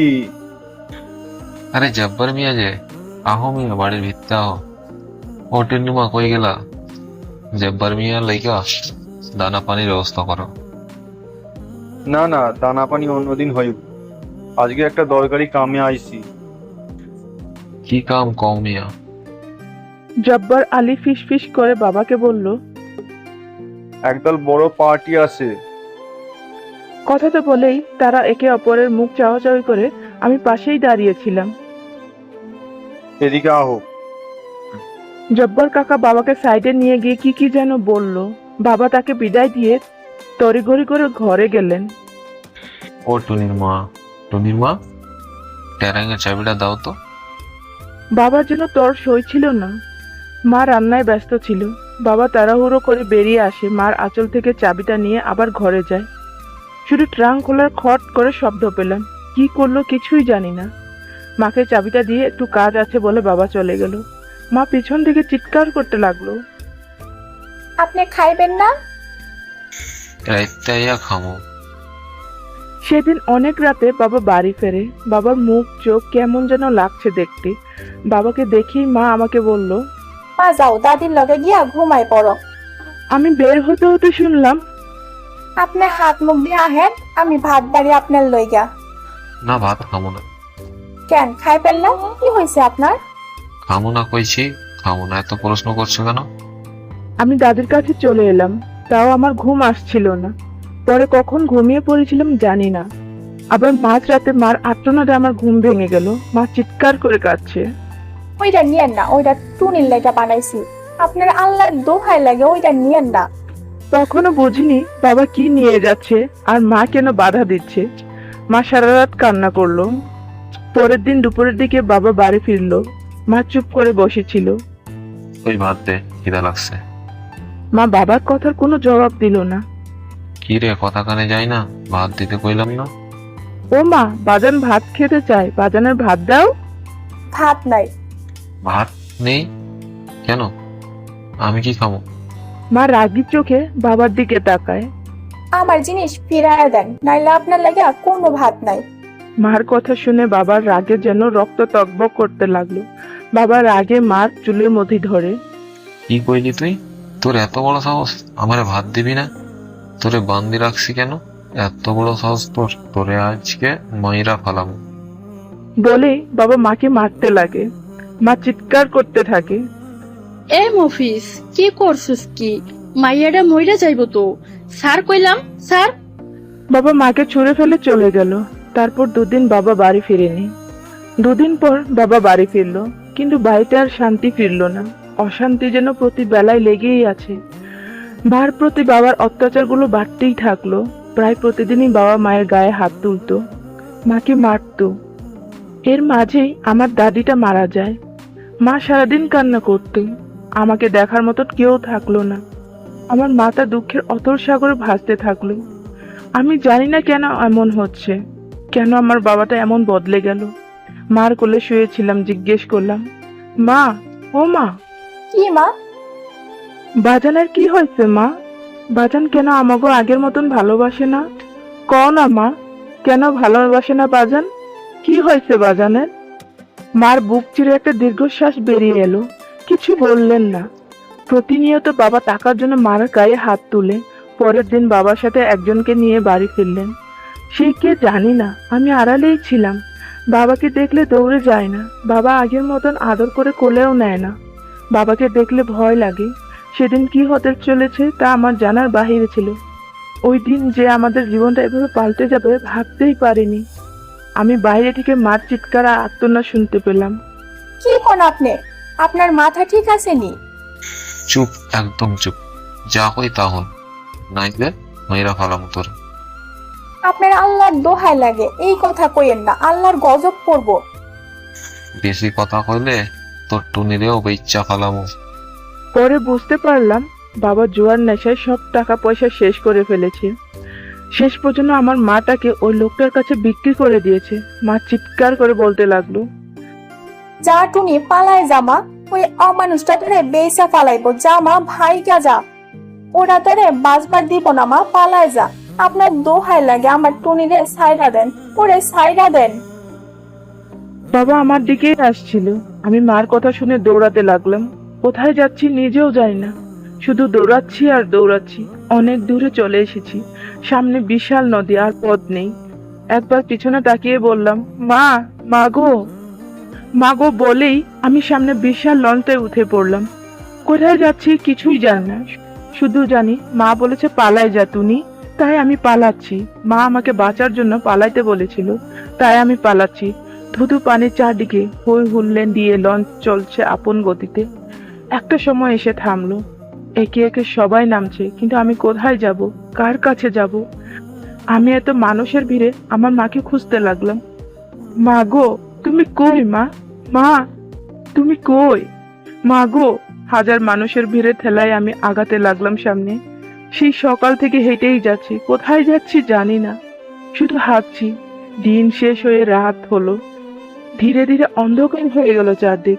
আমার যাওয়ার কোনো জায়গায় নেই, এক অন্ধকার গলিতে হাঁটছি। তখন পিছন থেকে কেউ বলল, কিরে, যাবি নাকি? দাম কত তোর? এক রাতের কত নিবি? আমি একবার পিছনে ঘুরে দেখে সামনে দৌড়াতে লাগলাম। ওই লোকটাও আমার পিছু পিছু দৌড়াতে লাগলো। কিরে, দৌড়াচ্ছিস কেন? কত নিবি বল না। অন্ধের মতন দৌড়াচ্ছি আর দৌড়াচ্ছি, তখনই একটা গাড়ির সামনে গিয়ে পড়লাম। আল্লাহ হয়তো আমার ভাগ্যে মৃত্যু চাইতেও ভালো কিছু লিখে রেখেছিল। গাড়ি থেকে একজন ফেরেশতা নেমে এলেন। হ্যাঁ, সে আমার জন্য ফেরেশতা। আমি তার পিছনে গিয়ে বললাম, আমারে বাঁচান। সে বলল, পিছনে দাঁড়া, আমি দেখছি। সেদিনের সেই ফেরেশতা আর কেউ নয়, আমার স্যার, আমার আরেকটা বাবা, যে সেই রাতে শুধু আমার সম্মানে বাঁচাননি, আমাকে দিয়েছে নতুন একটা জীবন। সেখান থেকে উদ্ধার করে নিয়ে এলেন আমাকে এই বাড়িতে। এই বাড়ির একজন সদস্য হয়ে গেলাম। সেদিনের পর থেকে আজ 8 বছর ধরে মার বুকে যায় না। কত শত রাত কাটলো আমার মাকে ছাড়া, মায়ের বুক ছাড়া, মায়ের কোল ছাড়া। আমার জীবনে 8টা বছর মাকে ছাড়াই কাটলো। মার কোনো ছবিও নেই আমার কাছে, তবু আজও মার চেহারাটা স্পষ্ট দেখতে পাই আমি। সেদিন যখন প্রথম আপনাকে দেখলাম, আমি 8 বছর পর আমার মাকে দেখলাম। সেটা স্বপ্নে নয়, বাস্তবতায় আমার মাঝে। এই হলো আমার মায়ের গল্প। আমি মুগ্ধ হয়ে টুনির কথা শুনছিলাম। টুনির প্রতিটা কষ্টের মাঝে নিজেকে হারিয়ে ফেলছিলাম। আজ নিজের কষ্টগুলোর বাইরে কারোর কষ্টগুলোকে এতটা কাছ থেকে অনুভব করলাম। এখন মেয়েটা অনেকটাই শান্ত হয়েছে। আমার দিকে তাকিয়ে টুনি একটা হাসি দিল, একটা প্রশান্তির হাসি। মনে হয় এতদিনের সব জমানো কথাগুলো বলতে পেরে মেয়েটা নিজেকে হালকা অনুভব করছে। কথায় কথায় যে কখন এতটা সময় পার হয়ে গেছে দুজনের মধ্যে একজনও খেয়াল করিনি। টুনি উঠে যেতে নিলেই আমি পেছন থেকে ওকে ডাক দিলাম, টুনি। টুনি পেছন ফিরে তাকালো। জি। মাকে দেখতে ইচ্ছে করে না? টুনি দ্রুত গতিতে ঠিক একদম আমার কাছে এসে বসে বলল, হুট করে? কি মায়া মেটার কথায়। যাবে মায়ের কাছে? আমার মায়ের কাছে? যাবে? মায়ের কাছে যাব? হ্যাঁ, আমি নিয়ে যাব তোমাকে তোমার মায়ের কাছে। যাবে তুমি? টুনি আর কথা বলতে পারলো না, আমাকে জড়িয়ে ধরে আবার হাউমাউ করে কান্না করতে থাকলো। আমি ওকে বাধা দিলাম না, কারণ আমি জানি যখন বুকের ভেতরের কষ্টটা বেশি হয় তখন একমাত্র কান্নাই মানুষকে হালকা করতে পারে। আর এই মেয়েটা তো 8টা বছর বুকের ভেতরে কষ্টগুলোকে লালন করেছে। বেশ কিছুটা সময় পর টুনি নিজেই থামলো। অনেক সময় হয়ে গেছে, আপনি ঘুমিয়ে পড়েন, আমি যাই। আমি টুনিকে বাধা দিয়ে বললাম, অনেকদিন তো মার সাথে ঘুমাও না, আজ না হয় এই মায়ের সাথে ঘুমাও। টুনি অবাক নয়নে আমার দিকে তাকিয়ে রইল, যেন অনেক কিছু বলতে চায় কিন্তু পারছি না। টুনি ঘুমিয়ে আছে, আমার আজ আর ঘুম আসবে না। হয়তো টুনির কষ্টগুলো আবার আমাকে নাড়া দিয়েছে। আজকে নিজের জন্য নয়, ওই মেয়েটার জন্য বুকটা হাহাকার করছে আমার। ওইটুকু একটা মেয়ে কিভাবে থাকলো মাকে ছাড়া? আমি তো এখনো মাকে ছাড়া এক বেলায় থাকার কথা ভাবতেও পারি না। আর এইটুকু মেয়ে জীবনের সব চাইতে প্রয়োজনীয় সময়ে মাকে পাইনি। টুনি ঘুমিয়ে পড়ার পরেই আমি বারান্দায় এসে দাঁড়াই। মনে মনে মানুষটার জন্য অন্যরকম এক অজানা অনুভূতি অনুভব করতে লাগলাম। জানি না কিসের অনুভূতি, তবে খুব করে অনুভব করছি। সেদিন রাতে টুনিকে বাঁচানো, ওই রাতে আমাকে অন্য কারোর কাছে যেতে না দেয়া, কি যেন টানছে আমাকে তার দিকে। তবুও কিছু প্রশ্ন খুব তাড়া করছে আমাকে। ওই পাষণ্ড লোকটার মাঝেও একজন ভালো মানুষ বিরাজ করে, তাহলে সে কেন কখনো টুনিকে ওর মায়ের কাছে নিয়ে যায়নি? এমন নানান রকম প্রশ্ন মাথায় ঘুরপাক খাচ্ছে, কিন্তু কোনো জবাব খুঁজে পাচ্ছি না। অনেকগুলো কথা ভাবতে ভাবতেই রাত পার করে ফেললাম। আজ আবার ভোর হওয়া দেখলাম, আমার শখের ভোর হওয়া। রাত থেকে হুট করেই যখন চারদিকে আলো ছড়ায় তা দেখতে আমার খুব ভালো লাগে। আজ আবার ভোর দেখলাম। বাসায় যাওয়ার সময় হয়ে গেল, প্রশ্নগুলো তাড়া করছে, তাই থাকতে না পেরে টুনিকেই আবার জিজ্ঞেস করে বসলাম, একটা কথা বলি? একটা কেন, হাজারটা বলেন। তোমার স্যার তোমাকে কখনো নিয়ে যেতে চায়নি তোমার মায়ের কাছে? একটু আমার কথা শুনে হেসে দিল। হাসছো যে? কতবার বলেছেন, তবে আমার সাহস হয়নি সব বলতে, তাই কখনো বলাও হয়নি, আমার মায়ের কাছে যাওয়া হয়নি। আমি আজ আসি তাহলে। বলছি কি স্যার, এ সময় যাওয়াটা কি ঠিক হবে? জানি জানতে পেরে রাগ করেন। তাকে বলো আমি তার সাথে কথা বলবো। আমি আর কথা না বাড়িয়ে বাসায় চলে এলাম। সকালে আমাকে দেখলেই মায়ের মুখে হাসি ফুটে ওঠে। আজ এসে বাবাকে জাগ্রত পেলাম। অনেকদিন পর বাবার পাশে বসে সকালে চা খেলাম। জানি না, হয়তো দিনের শুরুটা ভালো হলো। মা, আমি একটু শুয়ে পড়লাম, ক্লান্ত লাগছে আমার। সারা রাত জেগেছিস, ক্লান্ত তো লাগবেই, তুই ঘুমিয়ে নে। আমি বিছানে এসে গায়ে লিয়ে দিলাম। ছোটবেলা থেকেই আমি কোলবালিশ ছাড়া ঘুমাই না, তাই কাত হয়ে কোলবালিশটা জড়িয়ে ধরলাম। চোখটা লেগে আসছে, তখনই ফোনটা বেজে উঠলো। আমার একদম ফোন ধরতে ইচ্ছে করছে না। ইচ্ছে না থাকা সত্ত্বেও ফোনটা ধরলাম, তবে চোখ খুলিনি, তাই নাম্বারটাও দেখিনি। কণ্ঠ শুনলেই বুঝতে পারবো কে। হ্যালো? রেনু, আমি অয়ন, অয়ন চৌধুরী বলছি। আপনি? আমার চোখগুলো খুলে গেল। নিমিষেই আমার চোখের ঘুম উধাও হয়ে গেল। আমি ফোনটা দেখলাম, একটা বিদেশি নাম্বার, আর উনিও বিজনেসের কাছে দেশের বাইরেই আছেন। হ্যালো রেনু, শুনছো? আমি চুপ করে রইলাম। রেনু। উনি এমন ভাবে রেনু বলে ডাকলেন যেন কত চেনা সে ডাক, কত প্রিয় তার ডাকের সুর। আর রেনু ডাকটা খুব ভালো লাগছে শুনতে। ইচ্ছে করছে আমি চুপ করেই থাকি, সে রেনু রেনু বলে ডাকতেই থাকুক আর আমি শুনতেই থাকি। রেনু কথা বলবে না? জি। কেমন আছো? ভালো, আপনি কেমন আছেন? এই প্রথম আমি তাকে কোনো প্রশ্ন করলাম, তার সাথে কথা বললাম। তার সাথে তো সেরকম কোনো কথা বলার প্রয়োজন হয়নি আমার। আমিও ভালো আছি। রেনু। জি। টুনি বললো তুমি কিছু বলতে চাও, কোনো সমস্যা হয়েছে কি? টুনির সাথে কখন কথা হয়েছে? মাত্রই শুধু বললো তুমি কিছু বলতে চাও। আমি কিছু বলতে চাই, শুনেই সাথে সাথে ফোন দিয়ে দিলেন। হয়তো গুরুত্বপূর্ণ কিছু, তাছাড়া তো রেনু কথা বলে না। আমার কথা না বলাটাও সে লক্ষ্য করেছে। এতটা কাছ থেকে লক্ষ্য করেছে লোকটা আমাকে, অথচ আমি বলতেও পারি না। আমি কিছু বলবো শুনেই ব্যাকুল হয়ে গেছেন। তার কণ্ঠে আমি স্পষ্ট ব্যাকুলতা অনুভব করতে পারছি। কেন এই ব্যাকুলতাটা তার? বলো না কি বলবে। আমি টুনিকে ওর মায়ের কাছে নিয়ে যেতে চাই, তাই আপনার অনুমতি চাই। টুনিকে ওর মার বুকে ফিরিয়ে দিতে চাই। কবে যাবে? কালই। আমি সব ব্যবস্থা করে দিচ্ছি। আর কিছু না, দুজনে কিছুক্ষণ নীরবতা পালন করলাম, তারপর সে বলল, রেনু, ঠিক, যদি সম্ভব হয় টুনির মাকে সাথে করে নিয়ে এসো। টুনিকে ছাড়া আমার বাড়িটা মরুভূমি হয়ে যাবে। নিয়ে আসবো। রাখছি তাহলে। জি, রাখুন। রেনু। জি। সত্যি ভালো আছো? সত্যি ভালো আছি। রাখছি। এবার আর আমাকে কিছু বলার সুযোগ দিল না, সে ফোন রেখে দিল। আমি কিছুক্ষণ নাম্বারটার দিকে তাকিয়ে রইলাম। নাম্বারটা একটা অদ্ভুত নামে সেভ করে ফোনটা পাশে রেখে শুয়ে পড়লাম। আবার অদ্ভুত নামটা রহস্য, কারণ মানুষটা আমার কাছে একটা রহস্য। আমি তাকে বুঝে উঠতেই পারছি না। চোখ বন্ধ করতেই শুনতে পেলাম, রেনু, আমি অয়ন, অয়ন চৌধুরী বলছি। সত্যি ভালো আছো? রেনু, রেনু। বারবার আমি তার ওই রেনু ডাকতে হারিয়ে যাচ্ছিলাম। প্রতিটা ডাক, প্রতিটা কথা যেন বলছিল সে আমার কত দিনের চেনা, কত আপন মানুষ, যেন মানুষটা আবার আত্মার সাথে জড়িয়ে আছে।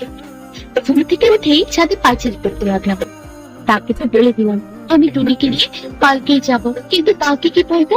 টুনিকে নিয়ে যাওয়া মানে কম হলেও একদিনের ব্যাপার, রাত হলে কিছু ভালো লাগতো না, কিন্তু দিনের কথা কি বলবো? পড়ে গেলাম মহা চিন্তায়। আমি যখন বেশি চিন্তায় থাকি তখন এভাবে পায়চারি করি, এটা বাসায় সবাই জানে। তাই ভালো লাগছে, কেউ দেখে ফেলেও বুঝে যাবে আমি কিছু একটা নিয়ে চিন্তা করছি। আপু, হঠাৎ করে অন্যটাকেও চমকে উঠলাম আমি। কথা আছে না, চোরের মন পুলিশ পুলিশ, আমার এখন হয়েছে এই অবস্থা। হ্যাঁ অনু, তুই?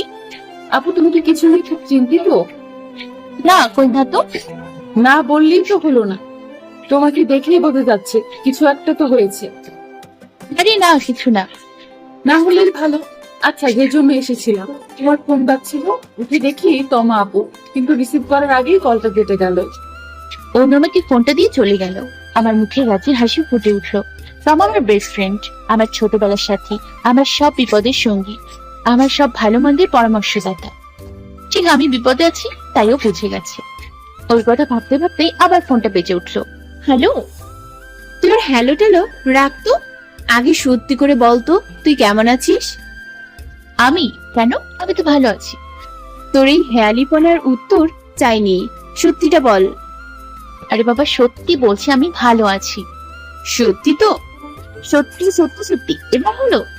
না হলে না, তাও মেনে নিলাম। কেমন আছিস তুই? ভালো না, একদম ভালো না। কেন, কি হয়েছে?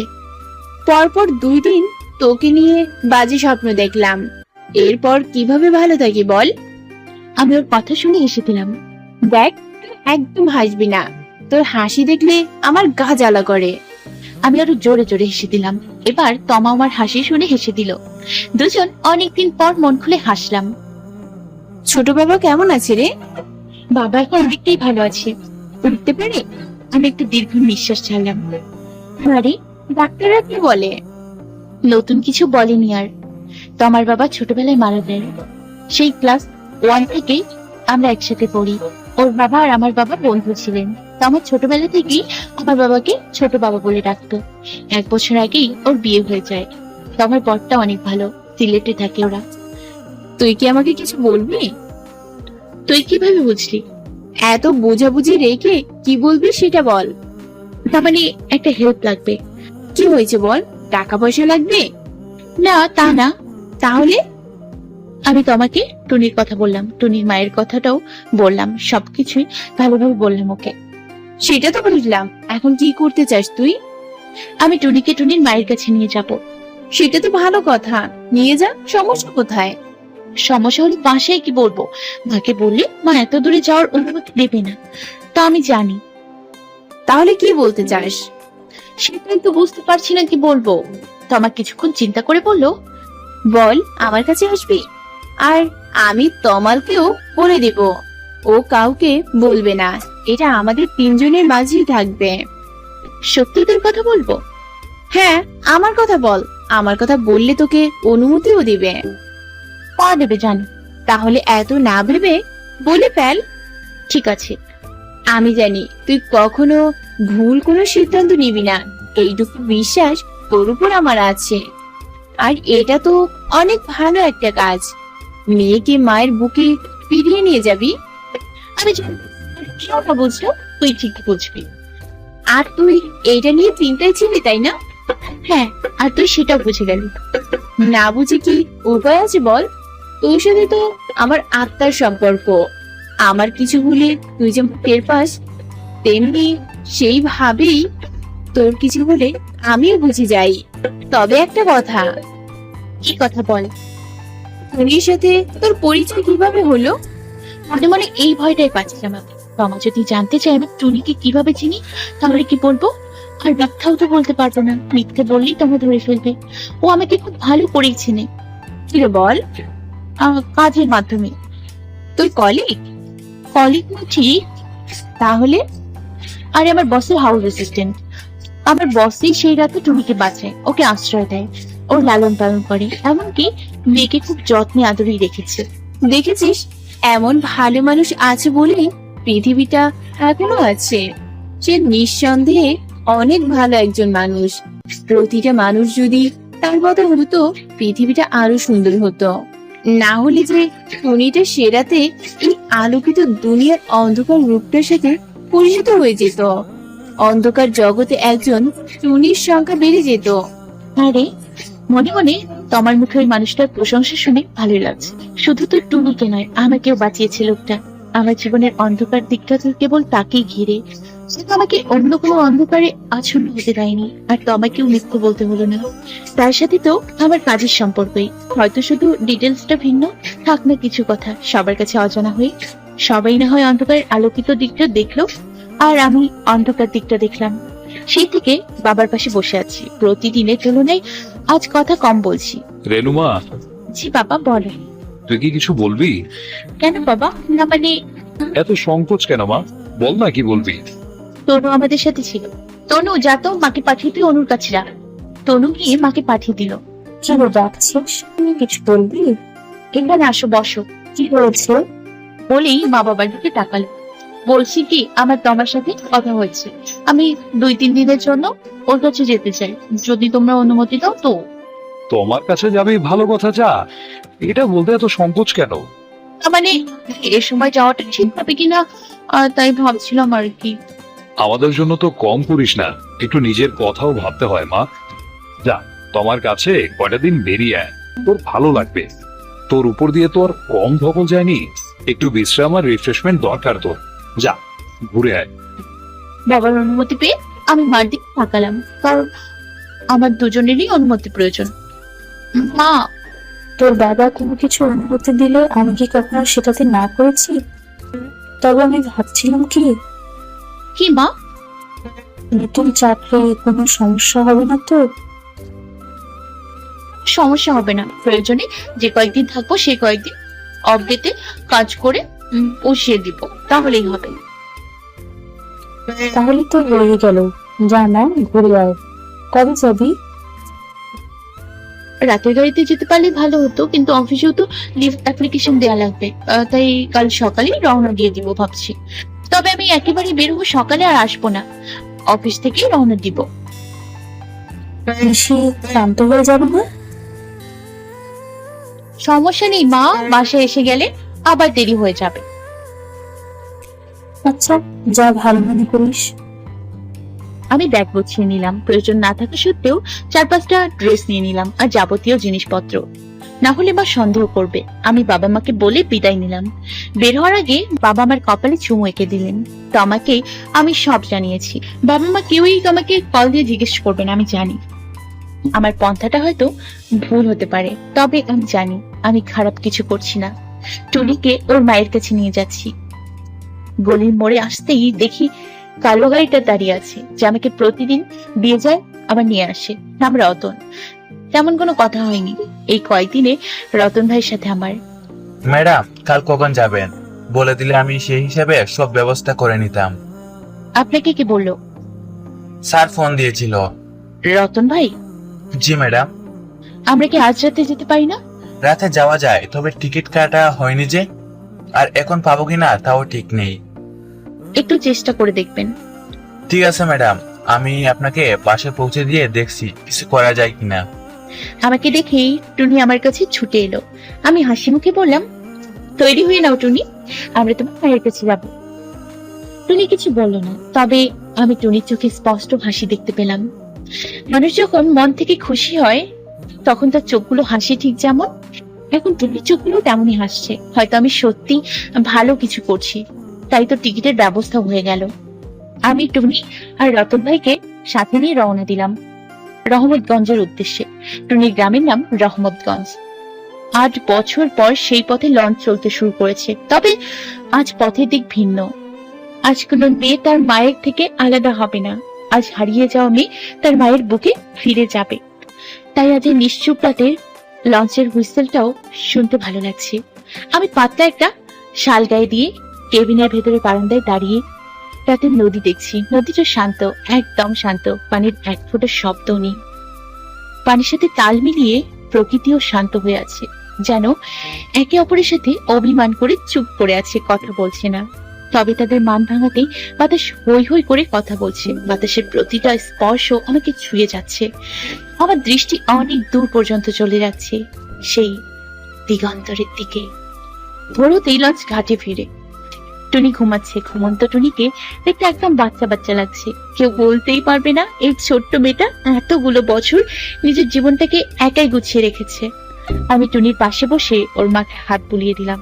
ঘুমের মাঝেই টুনির মুখে একটা আলতো হাসি ফুটে উঠলো। টুনি ঘুমের মাঝেই বলে উঠলো, মা। আমার ছোটের কোণেও হাসি ফুটে উঠলো। টুনির মুখে মা ডাকতে শুনে খুব ভালো লাগছে। টুনিকে ডাক দিলাম, টুনি মায়ের কাছে যাবে না? মায়ের কথা শুনে ভর পড়ে উঠলো। মা, মা কোথায়? লঞ্চ ঘাটে ফিরে গেছে। মায়ের কাছে চলে এসেছি। আর একটু পথ বাকি। আমরা লঞ্চ থেকে নামলাম। নামতেই টুনি থমকে গেল। টুনি আমাকে দেখে বলল, এখান থেকে আমি আমার মায়ের থেকে দূরে চলে গিয়েছিলাম 8 বছর আগে। আজ আবার সেখানেই দাঁড়িয়ে আছি। আজ আবার মায়ের কাছে ফিরে যাবে। রতন ভাই একটা ভ্যান ভাড়া করলেন। ঘাট থেকে টুনির গ্রাম রহমতগঞ্জ প্রায় 1-2 ঘন্টা লাগবে। গ্রামের বাঁকা বাঁকা পথ আমরা যাচ্ছি। গ্রামের কাদা মাছের একটা মিষ্টি গন্ধ এসে আমার নাকে লাগছে। ডাক শুনতে পাচ্ছি। ট্রেনের পর থেকেই টুনি আমার হাতটা শক্ত করে ধরে আছে। আমি বুঝতে পারছি টুনির কেমন অনুভূতি হচ্ছে। তাই পরম যত্নে আমি ওর হাতের উপর আমার আরেকটা হাত দিয়ে ধরে রাখলাম। সমস্ত পথ আমার হাত ছাড়িনি। টুনির চোখে মুখে উদ্দীপনা। ভ্যানটা একটা মোড়ে এসে বামে যেতে নিলেই টুনি চেঁচিয়ে ওঠে, দাদা যান ভাই। আমি বুঝতে পারলাম আমরা গন্তব্যের কাছাকাছি চলে এসেছি। ওই মেঠো পথটার শেষের মাথায় এসে ভ্যানটা থামলো। সামনে একটা বাড়ি। টুনি ফ্যাল ফ্যাল করে বাড়িটার দিকে তাকিয়ে আছে। আবার বুঝতে বাকি রইল না আমরা টুনির মায়ের কাছে চলে এসেছি। ট্রেন থেকে নামতেই টুনি যেন আর পা চলছে না। টুনি সেখানেই দাঁড়িয়ে আছে, সামনে যাচ্ছে না, হয়তো যেতে পারছে না। আমি টুনির কাঁধে হাত রাখতেই টুনি আমার দিকে তাকায়। যাও টুনি, তোমার মা অপেক্ষা করছে যে। আমার কথা শুনে টুনি এক মুহূর্ত অপেক্ষা করলো না। মা, ভাগ্য আমি আইছি। মা তুমি কই? মা, মা। না বলে চিৎকার করে ডাকতে ডাকতে টুনি বাড়ির ভিতরে দৌড়ে গেল। মা মেয়ের পূর্ণ মিলনের দৃশ্য দেখার লোক সামলাতে না পেরে আমরা টুনির পেছন পেছন দৌড়ে গেলাম। মা গো, আমি আইছি। মা। টুনি মামা করে চিৎকার করে ঘরের সামনে গিয়ে থমকে যায়। ঘরের দরজাটা লাগানো। তালাটার দিকে তাকিয়ে থেকে টুনি পেছনে ঘুরে আমার দিকে তাকায়। আমার কাছে এসে বলল, আমার মা কই? বলি টুনি এদিক সেদিক দেখতে লাগলো। মা গো, কই মা? আমি আইছি মা, তোমার টুনি আইছে। ও মা, তুমি কই মা? মা। বাড়ির ভেতরে কোথাও টুনির মাকে পাওয়া গেল না। হতাশ হয়ে মেয়েটা আমার কাছে এসে দাঁড়ালো। মনে হয় বাইরে কোথাও গেছে। সমীরণ দাদি বলেই টুনির মুখে হাসি ফুটে উঠল। সেটা আবার কে? আসেন আমার সাথে। টুনি আমার হাত ধরে আমাকে টেনে বাড়ি থেকে বেরিয়ে পাশের বাড়ির ভেতর ঢুকলো। সমীরণ দাদি, ও দাদি, দাদি তুমি কই? বাড়ির ভেতর থেকে একজন মহিলা বেরিয়ে এলো। কে আপনি? এই বাড়িটা সমীরণ দাদির না? হ্যাঁ, তো আপনি হেরে কেমনে চিনেন? কে আপনি? আমি টুনি। আপনি টুনি? পাশের বাড়ি হেই ছোট্ট টুনি? কত শুনছি আপনার কথা। সমীরণ দাদি কই? আছে, আহেন আমার লগে আহেন। বয়স হয়েছে তো বিছানা থেকে উঠতেই পারে না, আমার লগে আহেন। বলতে বলতে মহিলা টুনির হাত ধরে ভেতরে ঘরে নিয়ে যায়। সাথে আমি আর রতন ভাইও যাই।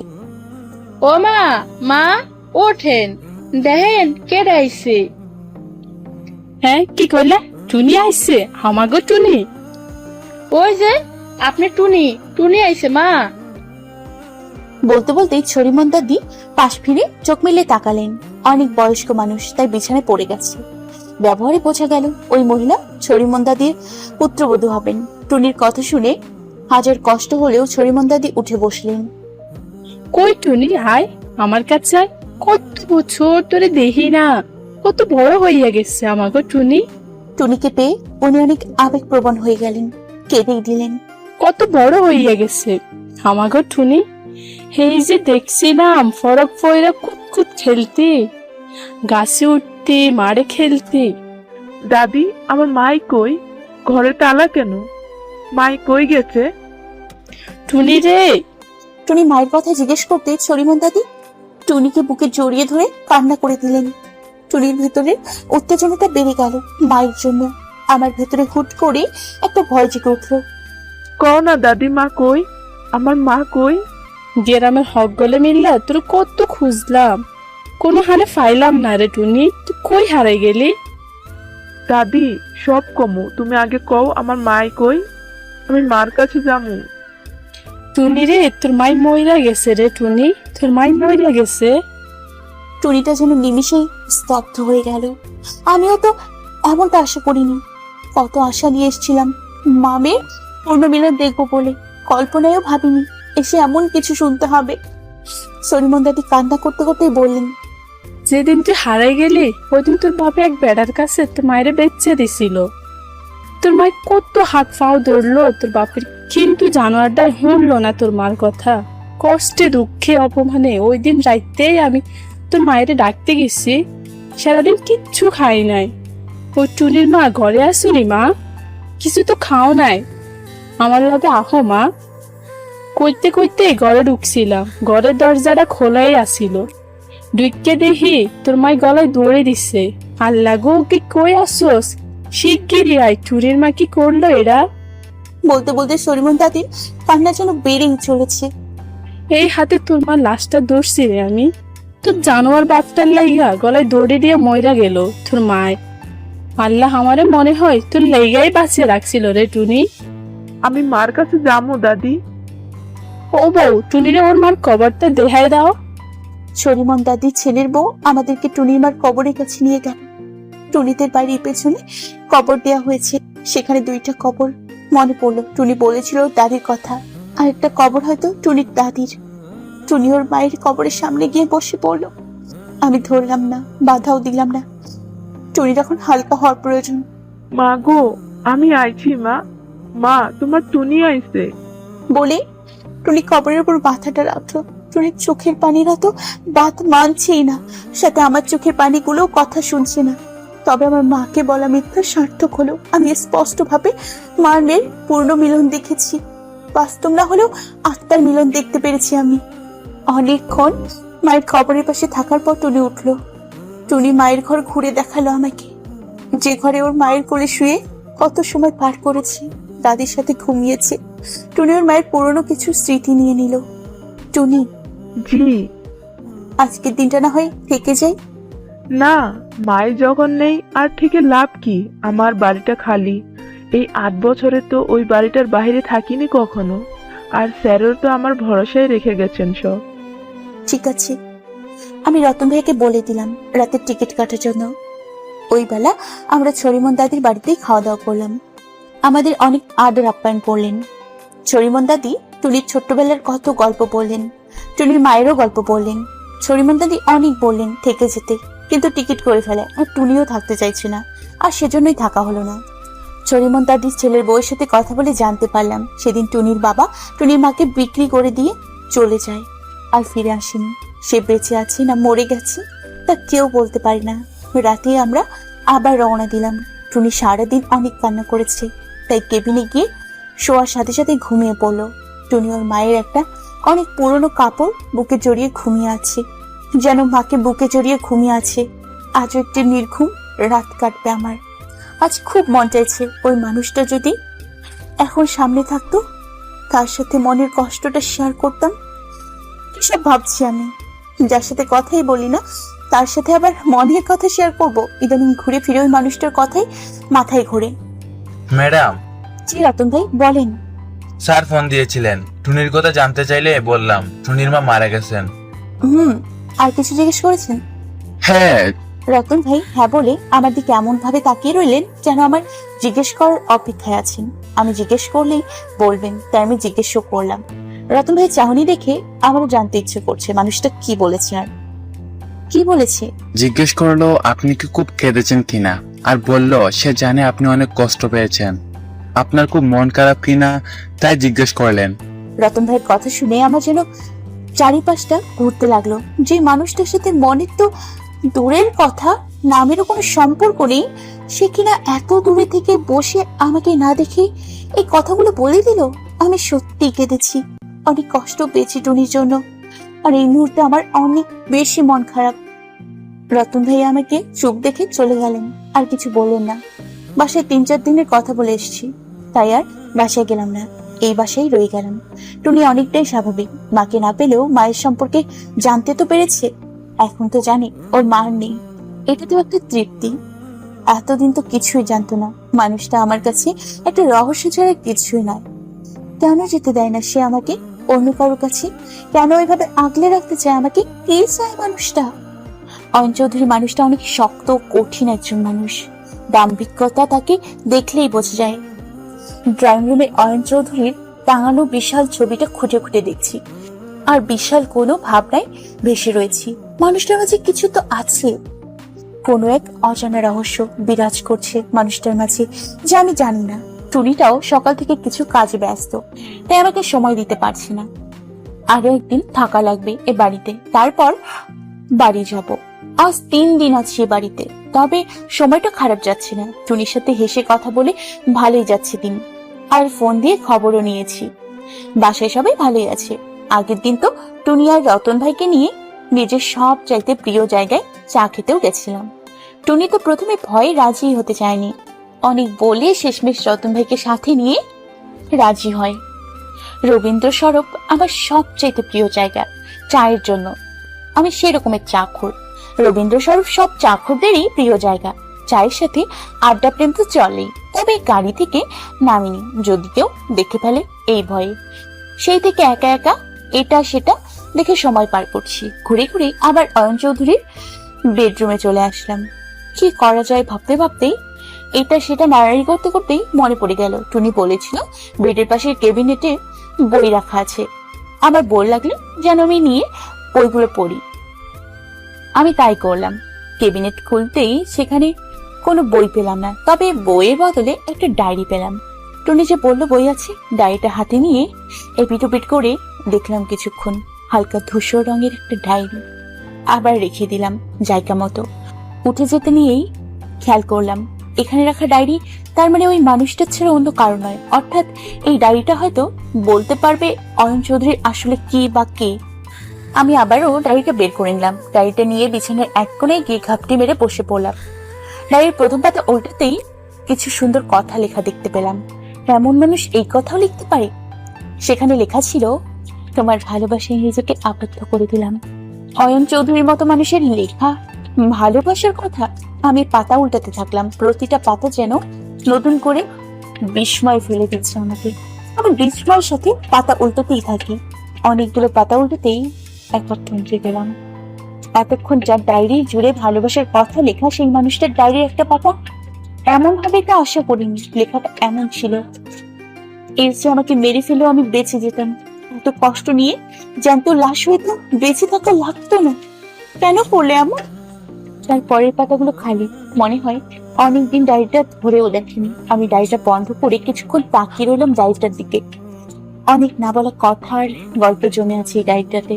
যার জীবনে এত ভালোবাসা, সেই মানুষটার শেষ লাইন এমন কেন? সেই মানুষটাই বা এমন কেন? অনেক না বলা কথা। আমি ভাবতে থাকি তাকে দেওয়া রহস্যময় নামটা সার্থক হয়েছে। মানুষটা আসলেই নিজে একটা রহস্য। আমি উঠে ডায়েরিটা আবার জায়গা মতো রাখতে গেলেই ডায়েরিটা আমার হাত থেকে পড়ে যায়। ডায়েরিটা পড়তেই ভিতর থেকে কিছু চেরা ছবির টুকরো বেরিয়ে আসে। আমি নিচেই বসে পড়লাম। টুকরোগুলো তুলে ভাবলাম, ভালো করে দেখে নিলাম আর কোনো টুকরো অবশিষ্ট আছে নাকি। ডায়েরিটা পাশে রেখে টুকরোগুলো মেলাতে শুরু করলাম। কিছু টুকরো মিলতেই বোঝা যায় দুজন মানুষের ছবি। বোঝা যাচ্ছে না কারা, তবুও আমি ঠিক আন্দাজ করতে পারছি হয়তো অয়ন চৌধুরী ও তার ভালোবাসার মানুষটির ছবি এটা। ভাবতেই যেন ছবিটা তাকে আগ্রহ কয়েক গুণ বেড়ে গেল আমার। আমি তাড়াহুড়ো করতে গিয়ে যেন গুলিয়ে ফেললাম। তখনই টুনি এসে টুকরোগুলো নিয়ে নেয়, সাথে ডায়েরি। আপনারা ভালো থাকবেন, সুস্থ থাকবেন। আজকের মতো বিদায় নিচ্ছি, ধন্যবাদ।